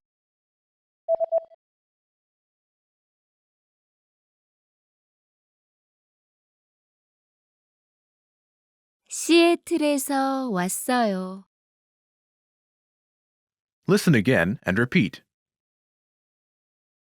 시애틀에서 왔어요.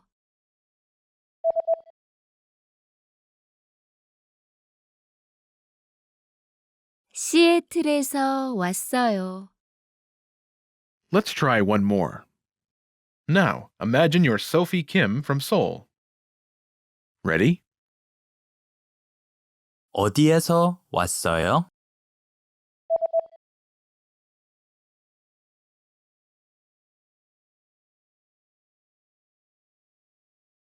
서울에서 왔어요. Listen again and repeat. 서울에서 왔어요.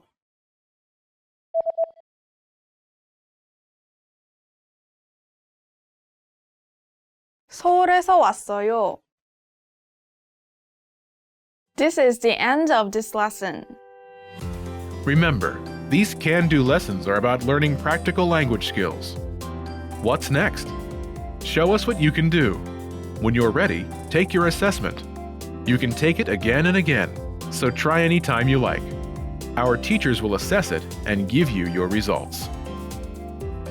Well done! Now you know how to say where you're from in Korean. That's all there is to it. Keep practicing and move on to the next lesson.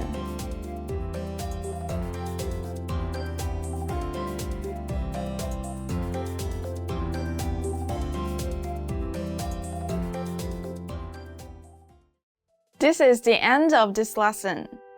Now, here's what you can do to cement this conversation in your head. Review the conversation with our dialogue tool and lesson transcripts. Study the key words and phrases with our spaced repetition flashcards. Review the key grammar and cultural tips inside the lesson notes. And test yourself with our assessment tests. So click the link in the description right now and sign up for your free lifetime account to access our Can-Do course. Well done! Now you know how to say where you're from in Korean. That's all there is to it. Keep practicing and move on to the next lesson.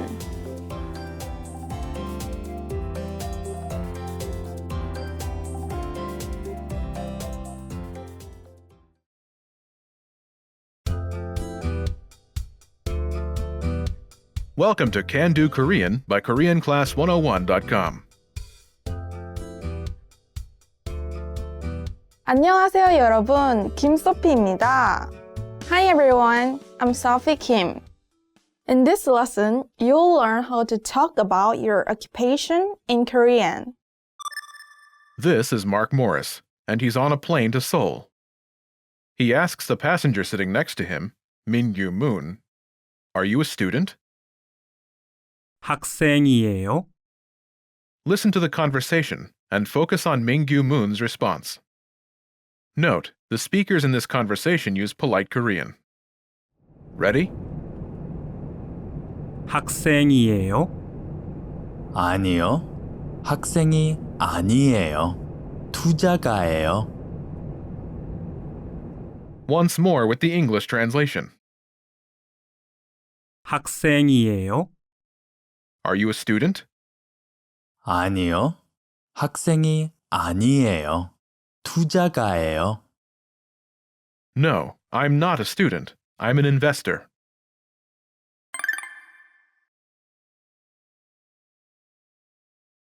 Let's take a closer look at the conversation. Do you remember how Mark asks, "Are you a student?"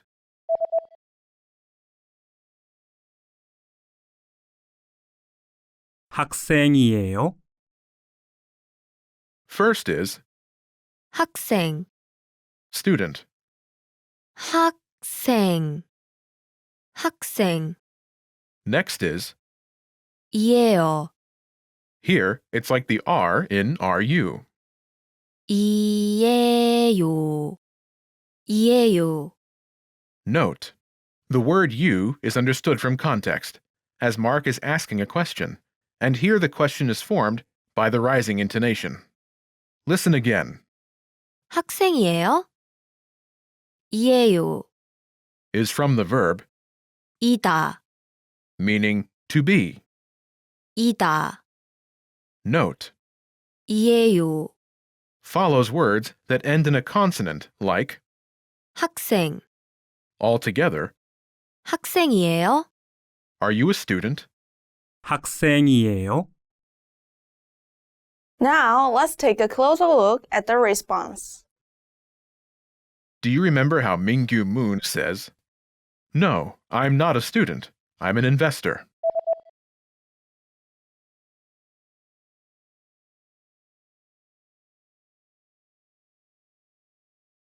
아니요.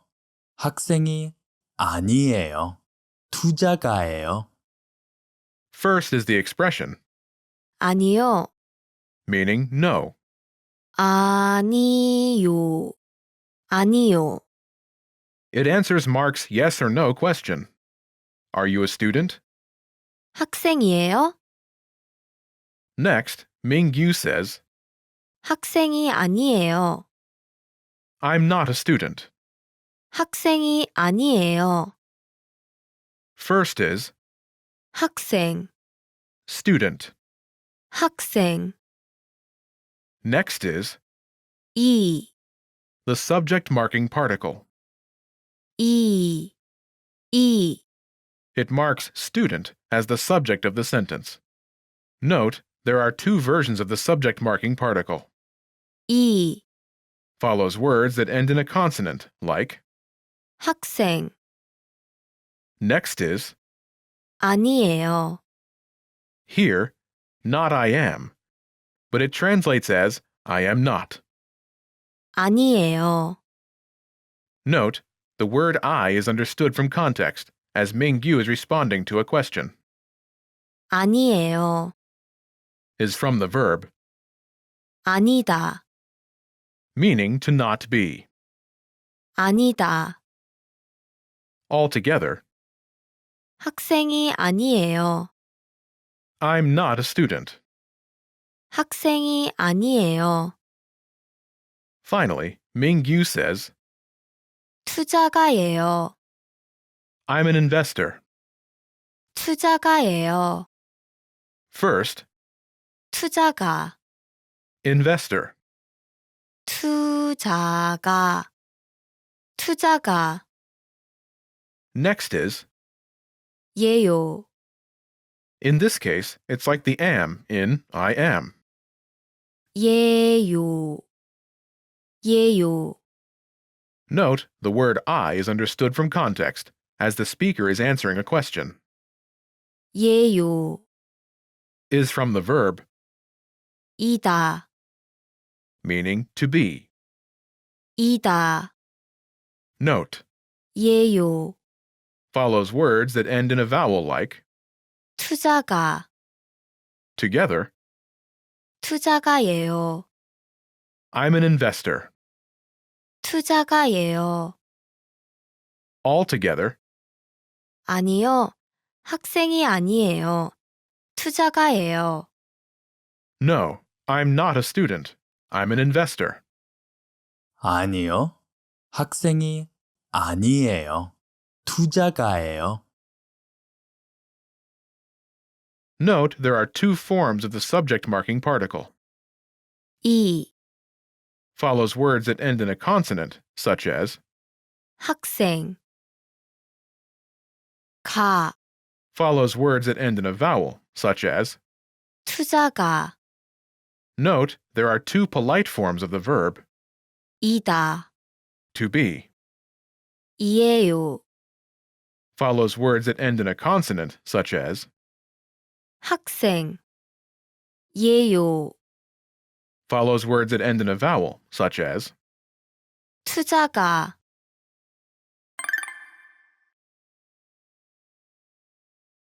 The pattern is. 아니요.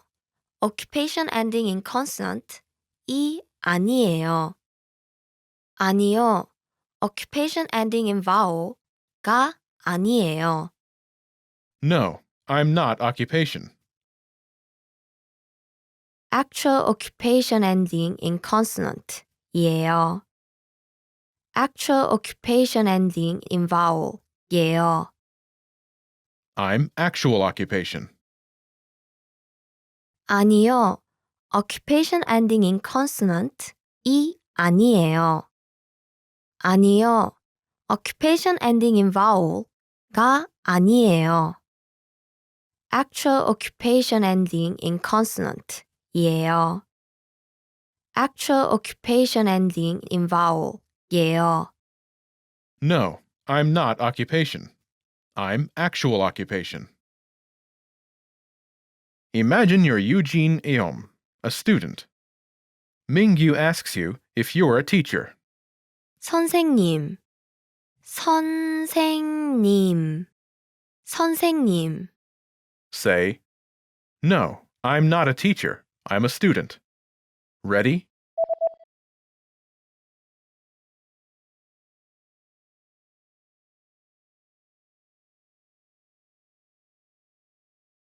아니요. 선생님이 아니에요. 학생이에요. No, I'm not a teacher. I'm a student. 아니요. 선생님이 아니에요. 학생이에요.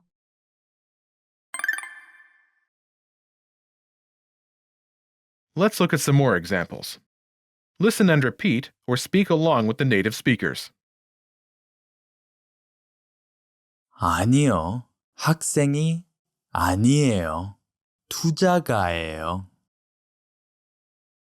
아니요. 학생이 아니에요. 투자가예요. 아니요. 선생님이 아니에요. 학생이에요. 아니요. 선생님이 아니에요. 학생이에요. 아니요. 선생님이 아니에요. 엔지니어예요.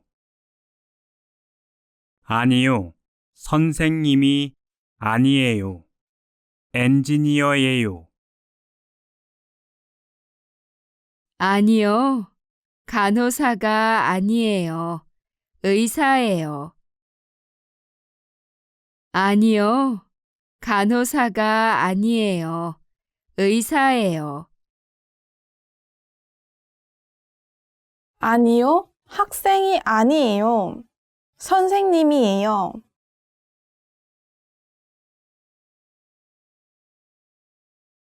아니요, 학생이 아니에요. 선생님이에요. 아니요. 바리스타예요. 아니요.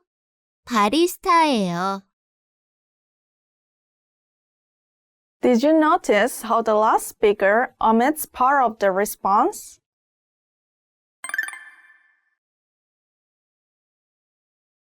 아니요. 바리스타예요. No, I am a barista. 아니요. 바리스타예요. When directly responding to someone's question, it's often possible to omit part of the response. Here, by simply answering 아니요. no, there is no need to say, 학생이 아니에요. I'm not a student. This pattern is 아니요. Actual occupation ending in consonant. 이에요. 아니요.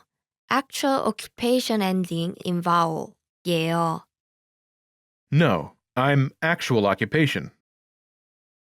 You should be aware of this pattern, but for this lesson, we'll use the pattern. 아니요. Occupation ending in consonant. 이 아니에요. 아니요.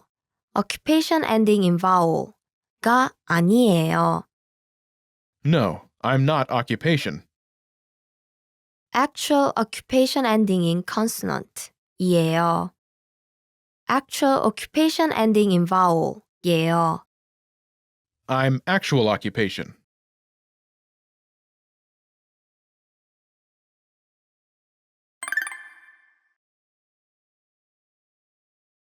Let's review the key vocabulary. 선생님, Teacher, 선생님, 선생님. 엔지니어, engineer, 엔지니어, 엔지니어. 간호사, nurse, 간호사, 간호사. 의사, doctor, 의사, 의사. 바리스타, barista, 바리스타, 바리스타.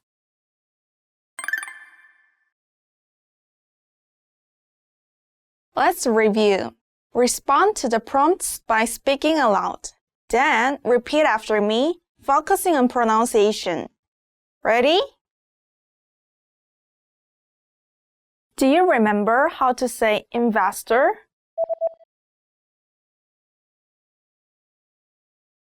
투자가, 투자가. And how Mingyu-moon says, I am an investor.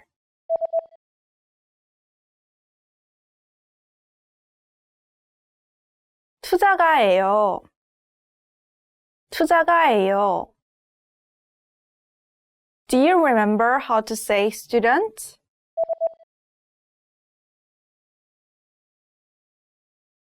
학생, 학생. And how Mingyu-moon says, I'm not a student.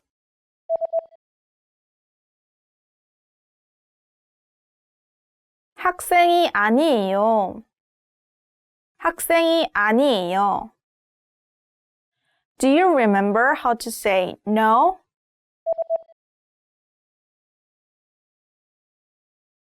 아니요. 아니요. Do you remember how Mingyu-moon says, no, I'm not a student. I am an investor.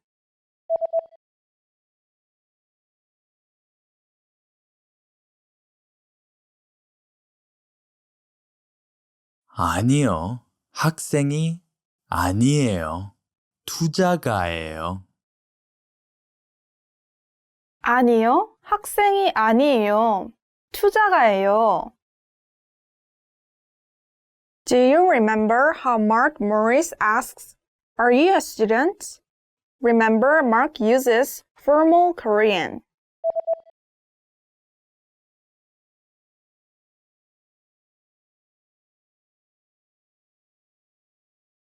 학생이에요?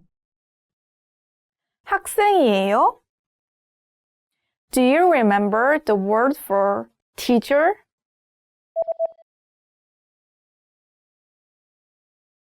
선생님, 선생님. And the word for engineer?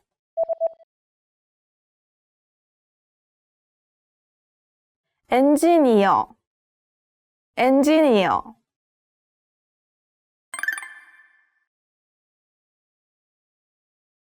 Let's practice. Imagine you're Mark Morris, and you're an engineer. Respond to Mingyu's question. Ready? 선생님이에요?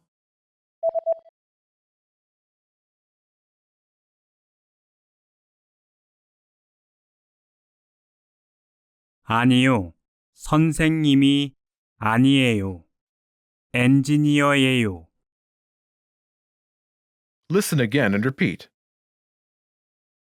아니요. 선생님이 아니에요. 엔지니어예요.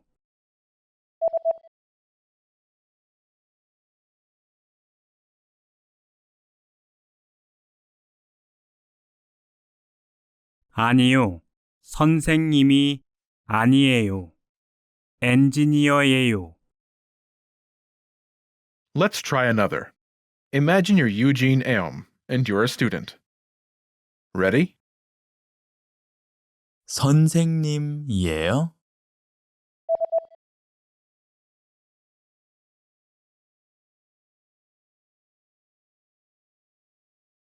아니요.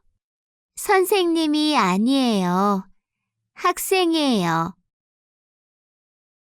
Listen again and repeat. 아니요. 선생님이 아니에요. 학생이에요.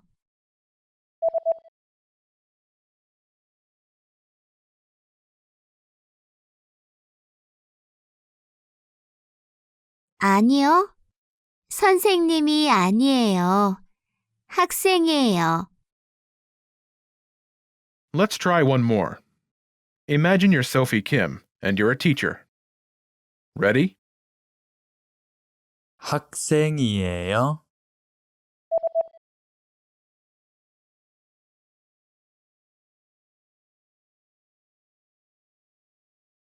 아니요. 학생이 아니에요. 선생님이에요.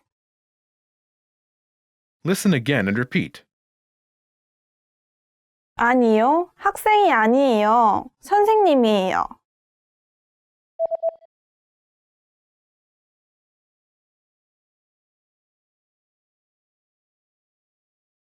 아니요. 학생이 아니에요. 선생님이에요. This is the end of this lesson. Remember, these can-do lessons are about learning practical language skills. What's next? Show us what you can do. When you're ready, take your assessment. You can take it again and again, so try anytime you like. Our teachers will assess it and give you your results. Well done! Now you know how to talk about your occupation in Korean. That's all there is to it. Keep practicing and move on to the next lesson.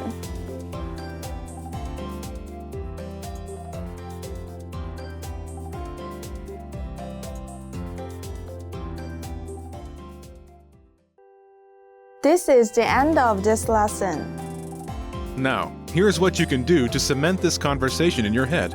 Review the conversation with our dialogue tool and lesson transcripts. Study the key words and phrases with our spaced repetition flashcards. Review the key grammar and cultural tips inside the lesson notes. And test yourself with our assessment tests. So click the link in the description right now and sign up for your free lifetime account to access our Can-Do course. Well done! Now you know how to talk about your occupation in Korean. That's all there is to it. Keep practicing and move on to the next lesson.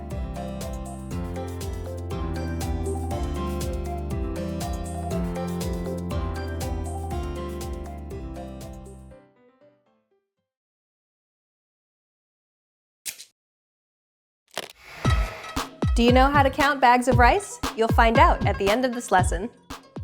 Hi everybody, I'm Alicia. 안녕하세요, 누경진입니다.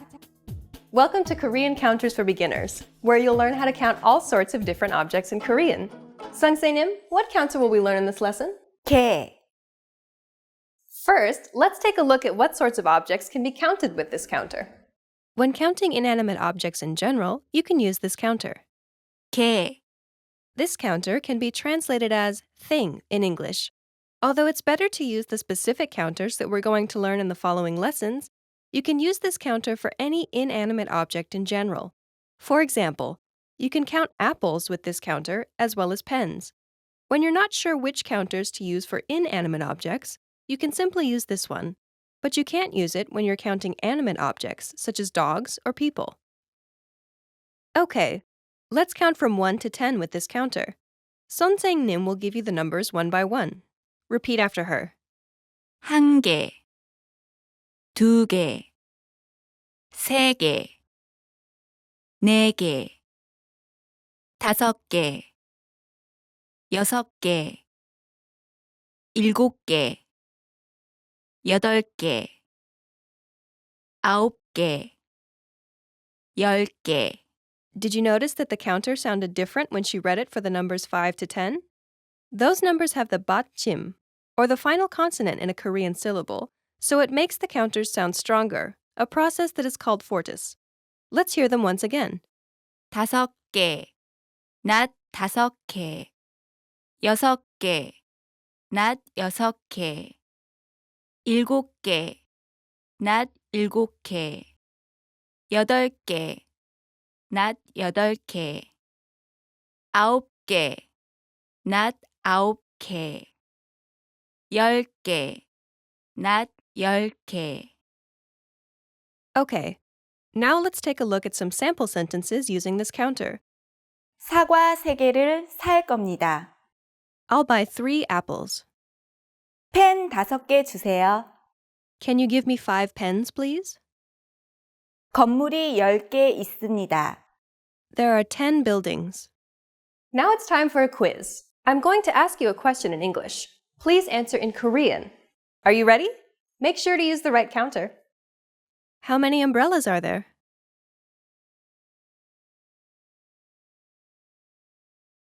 우산이 10개 있습니다. How many computers do you have?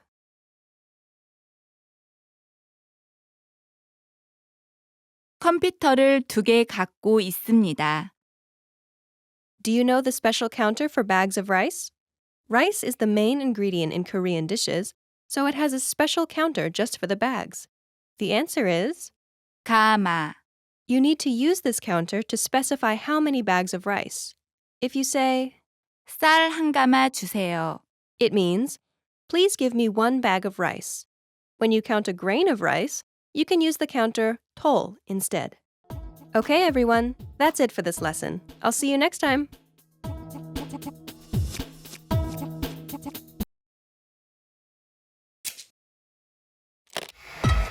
Do you know how to count a pair of fish? You'll find out at the end of this lesson. Hi everybody, I'm Alicia. 안녕하세요, 누경진입니다.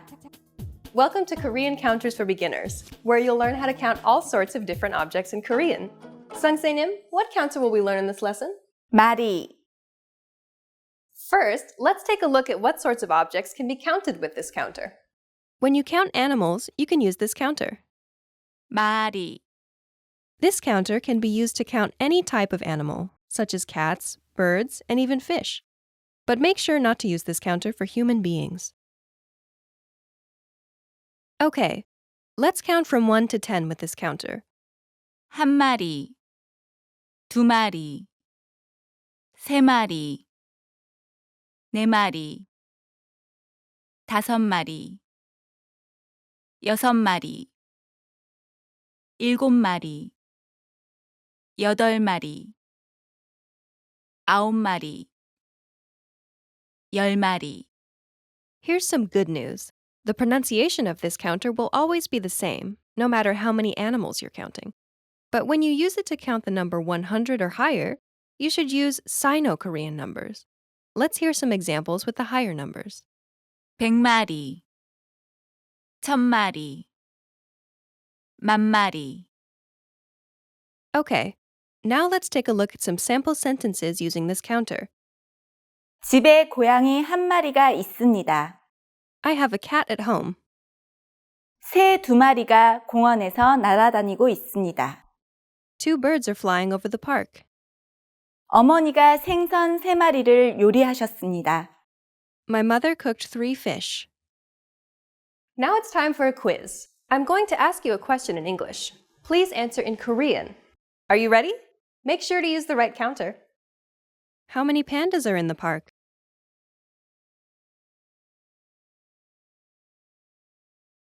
팬더 두 마리가 있습니다. How many dogs are playing in the backyard?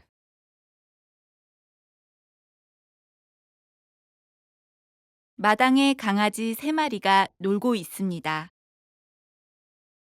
When you're counting a pair of fish, you can use a special character. Do you know what it is? The answer is 손, it sounds exactly the same as the word meaning hands. When it's used as a counter, you can use it for counting a pair of fish. Let's take an example. 어머니가 고등어 한 손을 사왔습니다. It means, my mother bought 1 pair of mackerel. When you visit a Korean market, you'll be able to find people using this counter when they're buying fish. Okay, everyone, that's it for this lesson. I'll see you next time.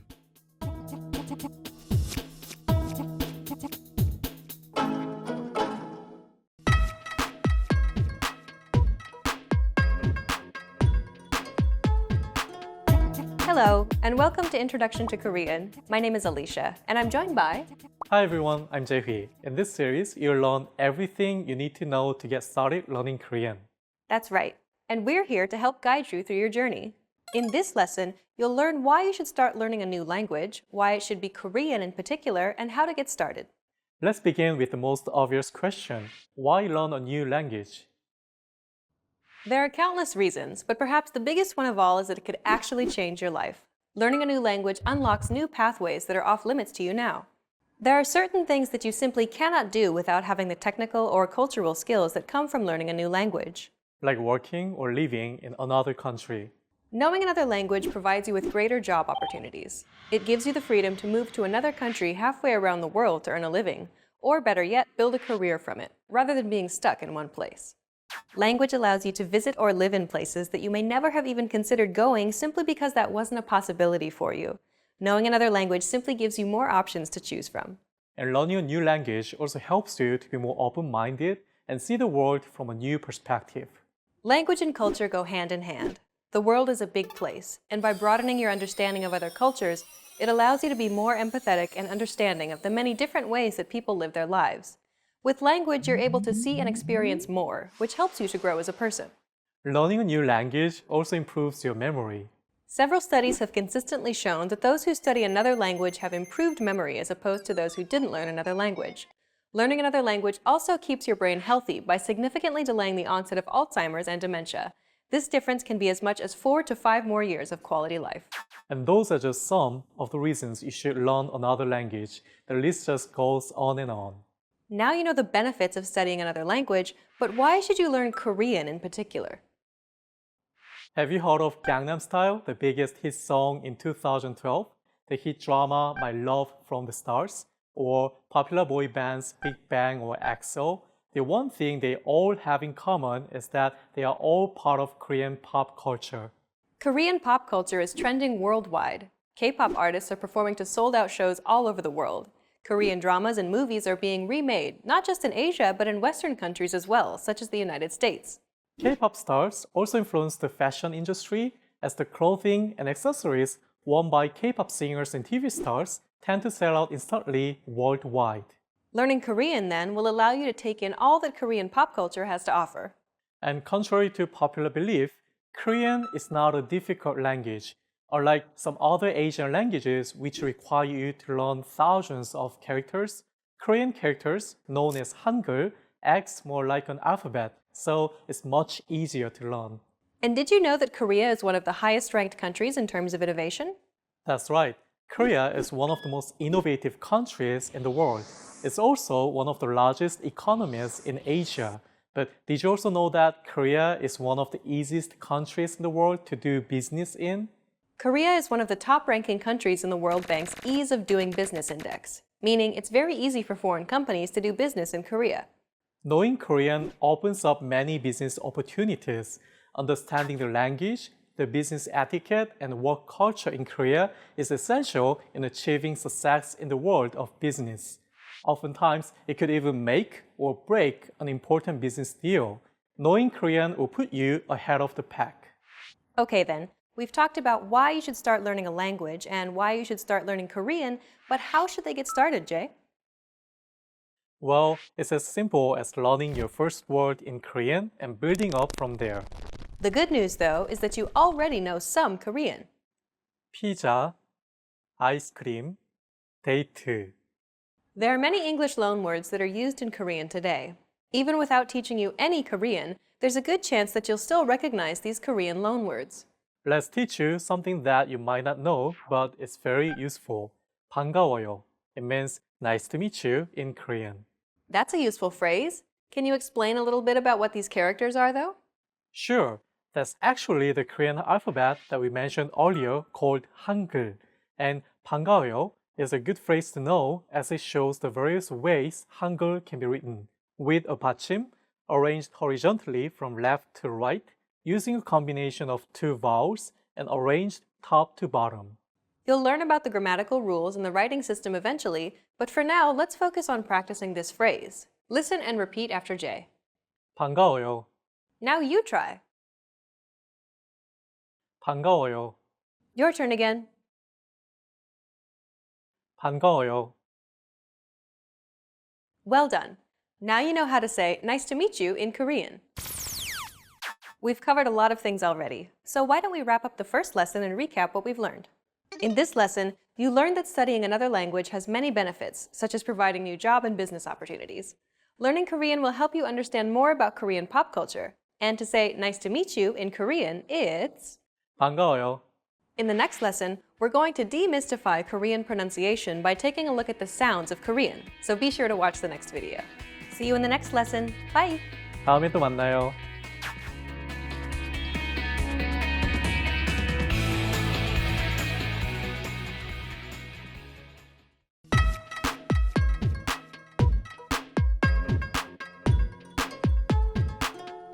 Hi! Welcome to Introduction to Korean. My name is Alicia, and I'm joined by... Hi everyone, I'm Jae-hui. In this lesson, you'll learn the basics of Korean pronunciation. Pronunciation refers to the manner in which a word is spoken, so don't focus on reading what's on screen. Instead, focus on listening and repeating. Korean is referred to as a syllable-timed language. What this means is that the syllables in Korean follow each other at regular intervals, usually with the same amount of time allocated for each syllable. 고마워요. 고마워요. Each syllable is pronounced for an equal amount of time. 고마워요. Since Korean is a syllable-timed language, there is no word stress. English, on the other hand, is a stress-timed language. Syllables that are stressed are valued greater than syllables that are unstressed. Individual. The stressed syllable vi in individual is deemed more important, so it's pronounced longer than all other syllables. Listen to it again. Individual.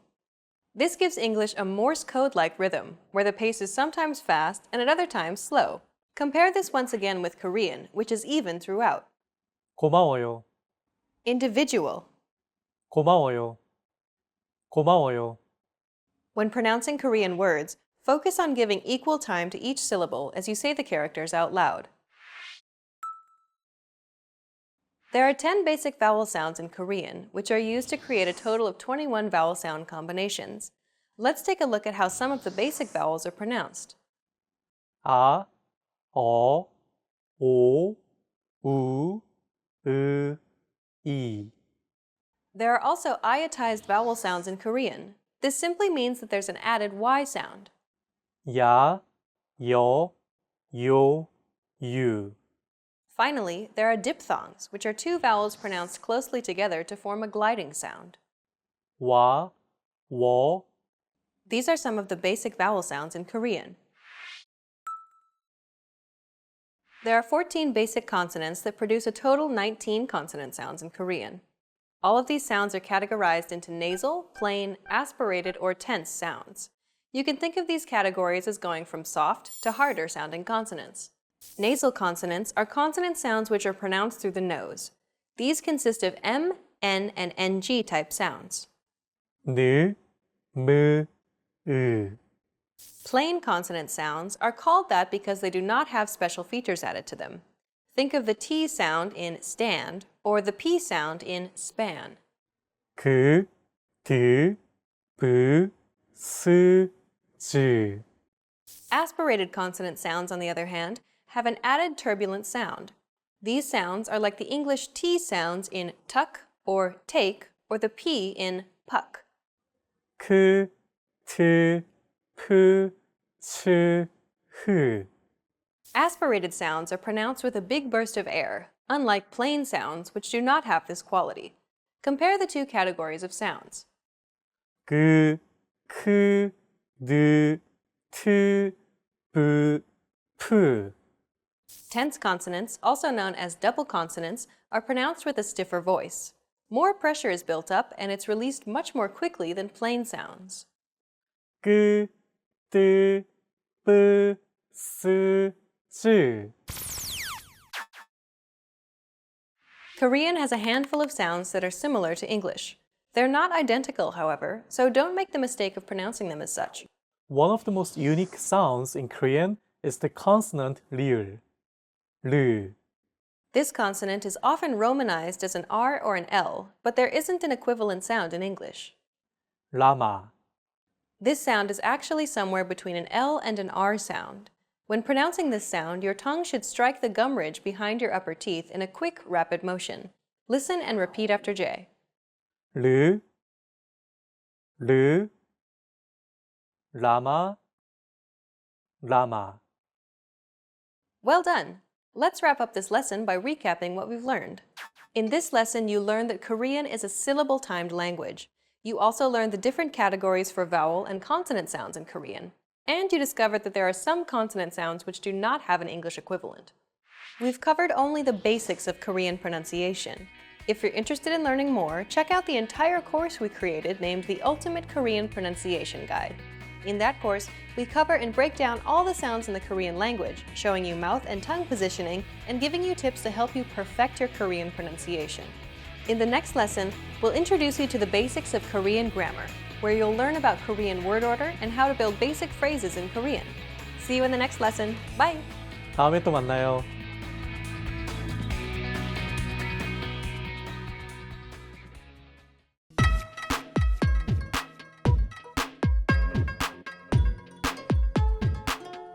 Hi!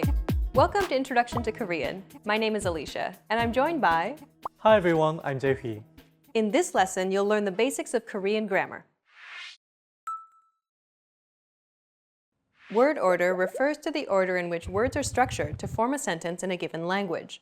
Consider the English sentence, I saw a movie. But first, let's remove the article a here for simplicity. So we're just left with I saw movie. The basic word order for English is subject, verb, object, or SVO for short. If we break down the English sentence, I saw a movie, we can see that the subject I is presented first, followed by the verb saw, and then finally the object movie is positioned last. This is the basic word order for sentences in English. Now, let's compare the same sentence, I saw a movie, in Korean. 나는 영화를 봤어요. If we break down the Korean sentence, we get the subject 나, meaning I, then comes the object 영화, meaning movie, and finally we have the verb 봤어요, meaning saw. The word order for Korean then is subject, object, verb, or SOV for short. In both languages, the subject is presented first. In English, though, it's followed by the verb and then the object, compared to the object being first and the verb last in Korean. The same sentence in Korean is essentially I movie saw, subject first, then object and verb last, SOV. This is the basic word order for sentences in Korean.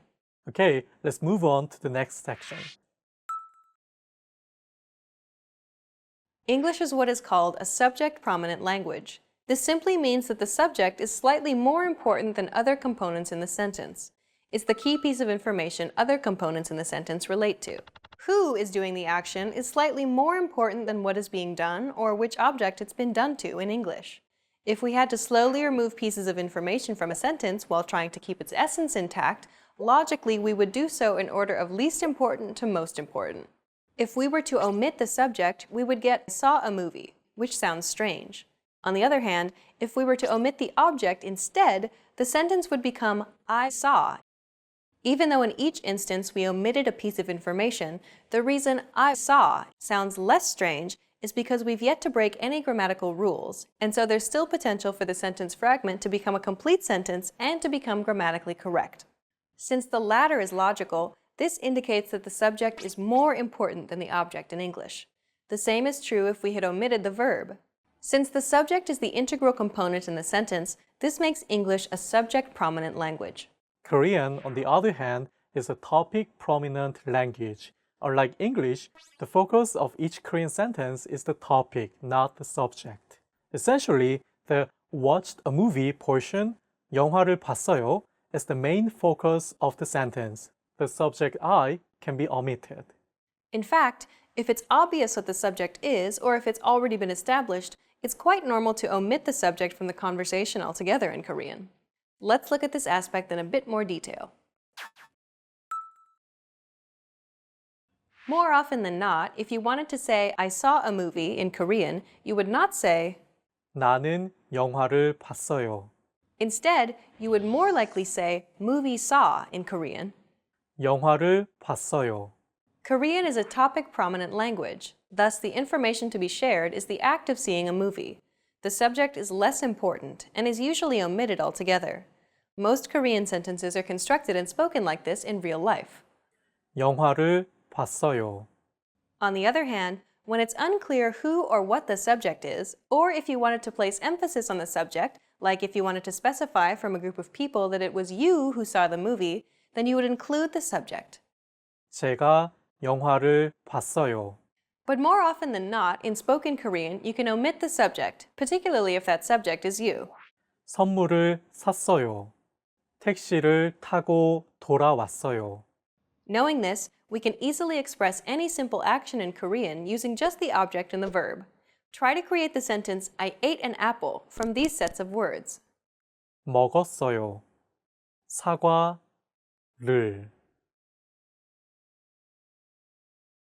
Got it? The object goes first, so let's put apple here. And the verb goes last, so let's put ate at the end. Finally, we connect them using the appropriate particle. And that's it. 사과를 먹었어요. Which means, I ate an apple in Korean. 사과를 먹었어요. Well done. Let's wrap up this lesson by recapping what we've learned. In this lesson, you learned that Korean sentences are formed using a subject-object-verb, or SOV, word order. The most important aspect of Korean sentences is not the subject but the topic of the sentence. Most sentences spoken in Korean will not actually contain a subject, especially if that subject is obvious. And lastly, you can create basic sentences in Korean by putting the object first and the verb last. We've covered only the very basics of Korean grammar. If you're interested in learning more, check out our Korean in 3 Minutes video series. In that course, we teach you useful phrases while covering the fundamentals of Korean grammar, and each lesson is only 3 minutes long. In the next lesson, we'll introduce you to the basics of Korean writing. See you in the next lesson. Bye! 다음에 또 만나요.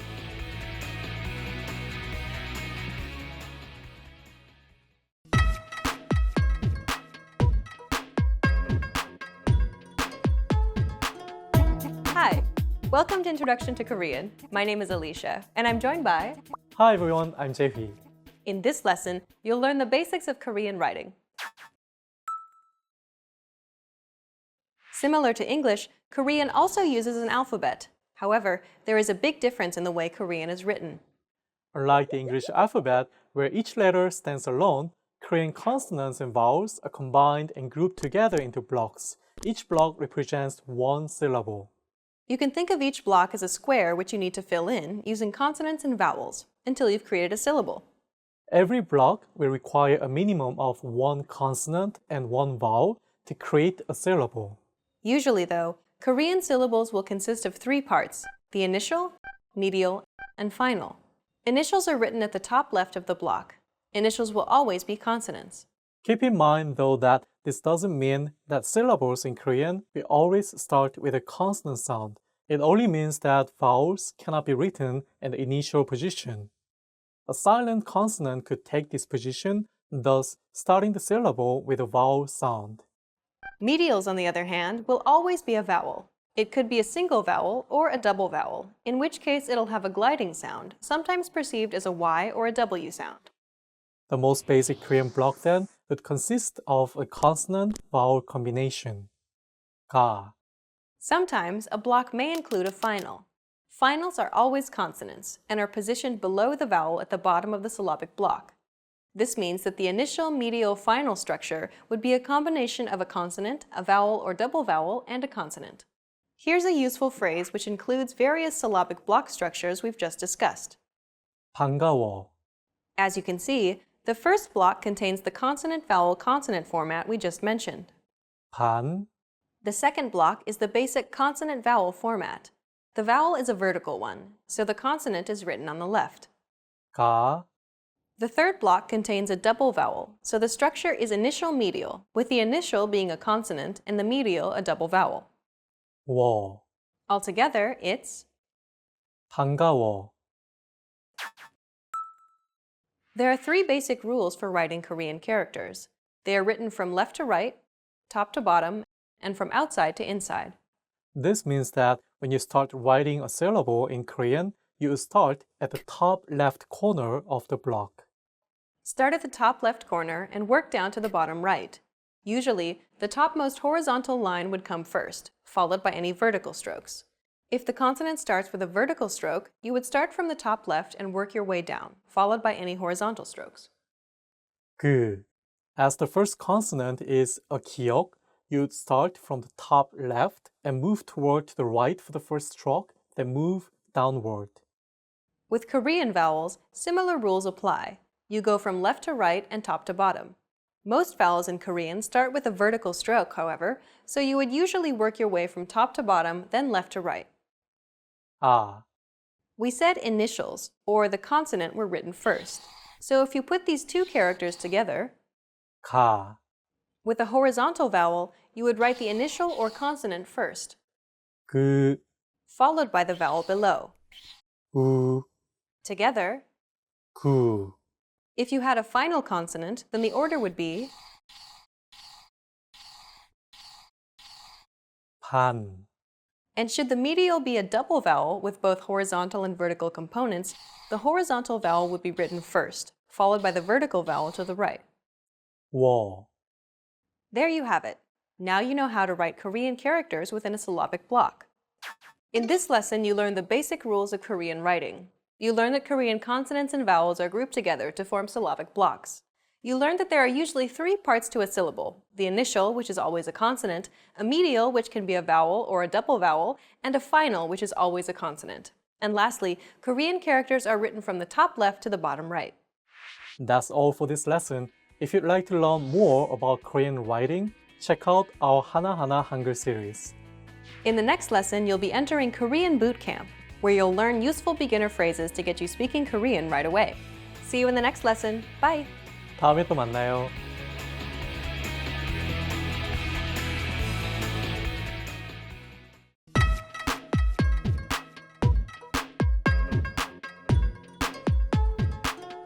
Hi! Welcome to Introduction to Korean. My name is Alicia, and I'm joined by... Hi everyone, I'm Jae-hee. In this lesson, we'll focus on teaching you some useful Korean words and phrases for absolute beginners. Make sure to repeat the words out loud after I say the examples. Are you ready? Let's get started. One of the best phrases to learn while studying a new language is one that expresses gratitude. If you had to learn only a single phrase, this would be it. 고마워요. It means thank you. 고마워요. Keep repeating after Jay until you get it. 고마워요. Your turn. 고마워요. 고마워요. One last time. 고마워요. Okay, the next phrase we'll teach you is also very useful. It's used to excuse yourself. 실례합니다. And it means excuse me. 실례합니다. Use this phrase when you're out shopping and need help, or when you're making your way through the busy streets of Seoul. 실례합니다. 실례합니다. Do you remember this consonant here? We discussed it in lesson 2. While this character is transcribed as an R and an L, don't pronounce it like an English R. Listen to how Jay is pronouncing this sound. 르, It sounds like a mixture between an R and an L sound. 르, 르. Altogether, it's... 실례합니다. Okay, one last time. 실례합니다. Now you can say thank you and excuse me in Korean. Let's move on. Another very important phrase to know is to ask where something is. This phrase is very useful as you can use it to ask where the bathroom or the subway station is. 은, 는, 어디예요? For example, if you want to ask, where is the bathroom? 화장실은 어디예요? 은, 는 is a topic marker which marks the place as the subject of the sentence. 은 is used if the character preceding it ends with a consonant. If the character preceding this phrase ends with a vowel, you use 는. 어디 means where. 예요 is a polite word that roughly translates to is. Altogether, it's... 화장실은 어디예요? Your turn. 화장실은 어디예요? Next, 지하철역. 지하철역은 어디예요? if you ask someone this question, they'll direct you to the closest subway station. If you'd like to ask where a specific subway station is, like Seoul Station for example, omit subway and place the location before station. 지하철역. 서울역. 서울역은 어디예요? Next, 사우나. sauna. 사우나. 사우나는 어디예요? You can substitute almost anything and simply add 은, 는, 어디예요? to ask where something is in Korean. In this final lesson, you learned how to say thank you, excuse me, and to ask where something is in Korean. And in this series, we introduced you to the basics of Korean pronunciation, grammar, writing, and more. Let's conclude with some parting advice from Jay and listen to some of his tips on how to learn Korean from a native Korean perspective. The best way to learn Korean is to practice, practice, practice. First of all, don't try to fit Korean sounds into that of the English alphabet. One effective way to initially master Korean pronunciation is to watch Korean educational videos. Korean children need to learn their native language too, so educational programs for children as well as adults will help you figure out the vowel and consonant sounds. Watching modern Korean dramas and news programs is another sure way of increasing your Korean vocabulary and improving your grammar. Although K-pop is very popular and trendy, most of the lyrics use English phrases or slang which you may not use in everyday speech. And last but not least, studying Korean through contemporary videos such as our videos here at KoreanClass101.com will ensure that you're learning real, applicable Korean in the fastest and most effective way. You've reached the end of this course, Introduction to Korean, but it's only the beginning of your journey to Korean fluency. Next, how about trying our innovative Korean culture series, where we teach you beginner vocab and even more useful phrases? Or check out any of our other video series. We have many different categories for you to choose from. Good luck as you continue learning Korean, and I'll see you in another video. Bye! 다음에 만나요.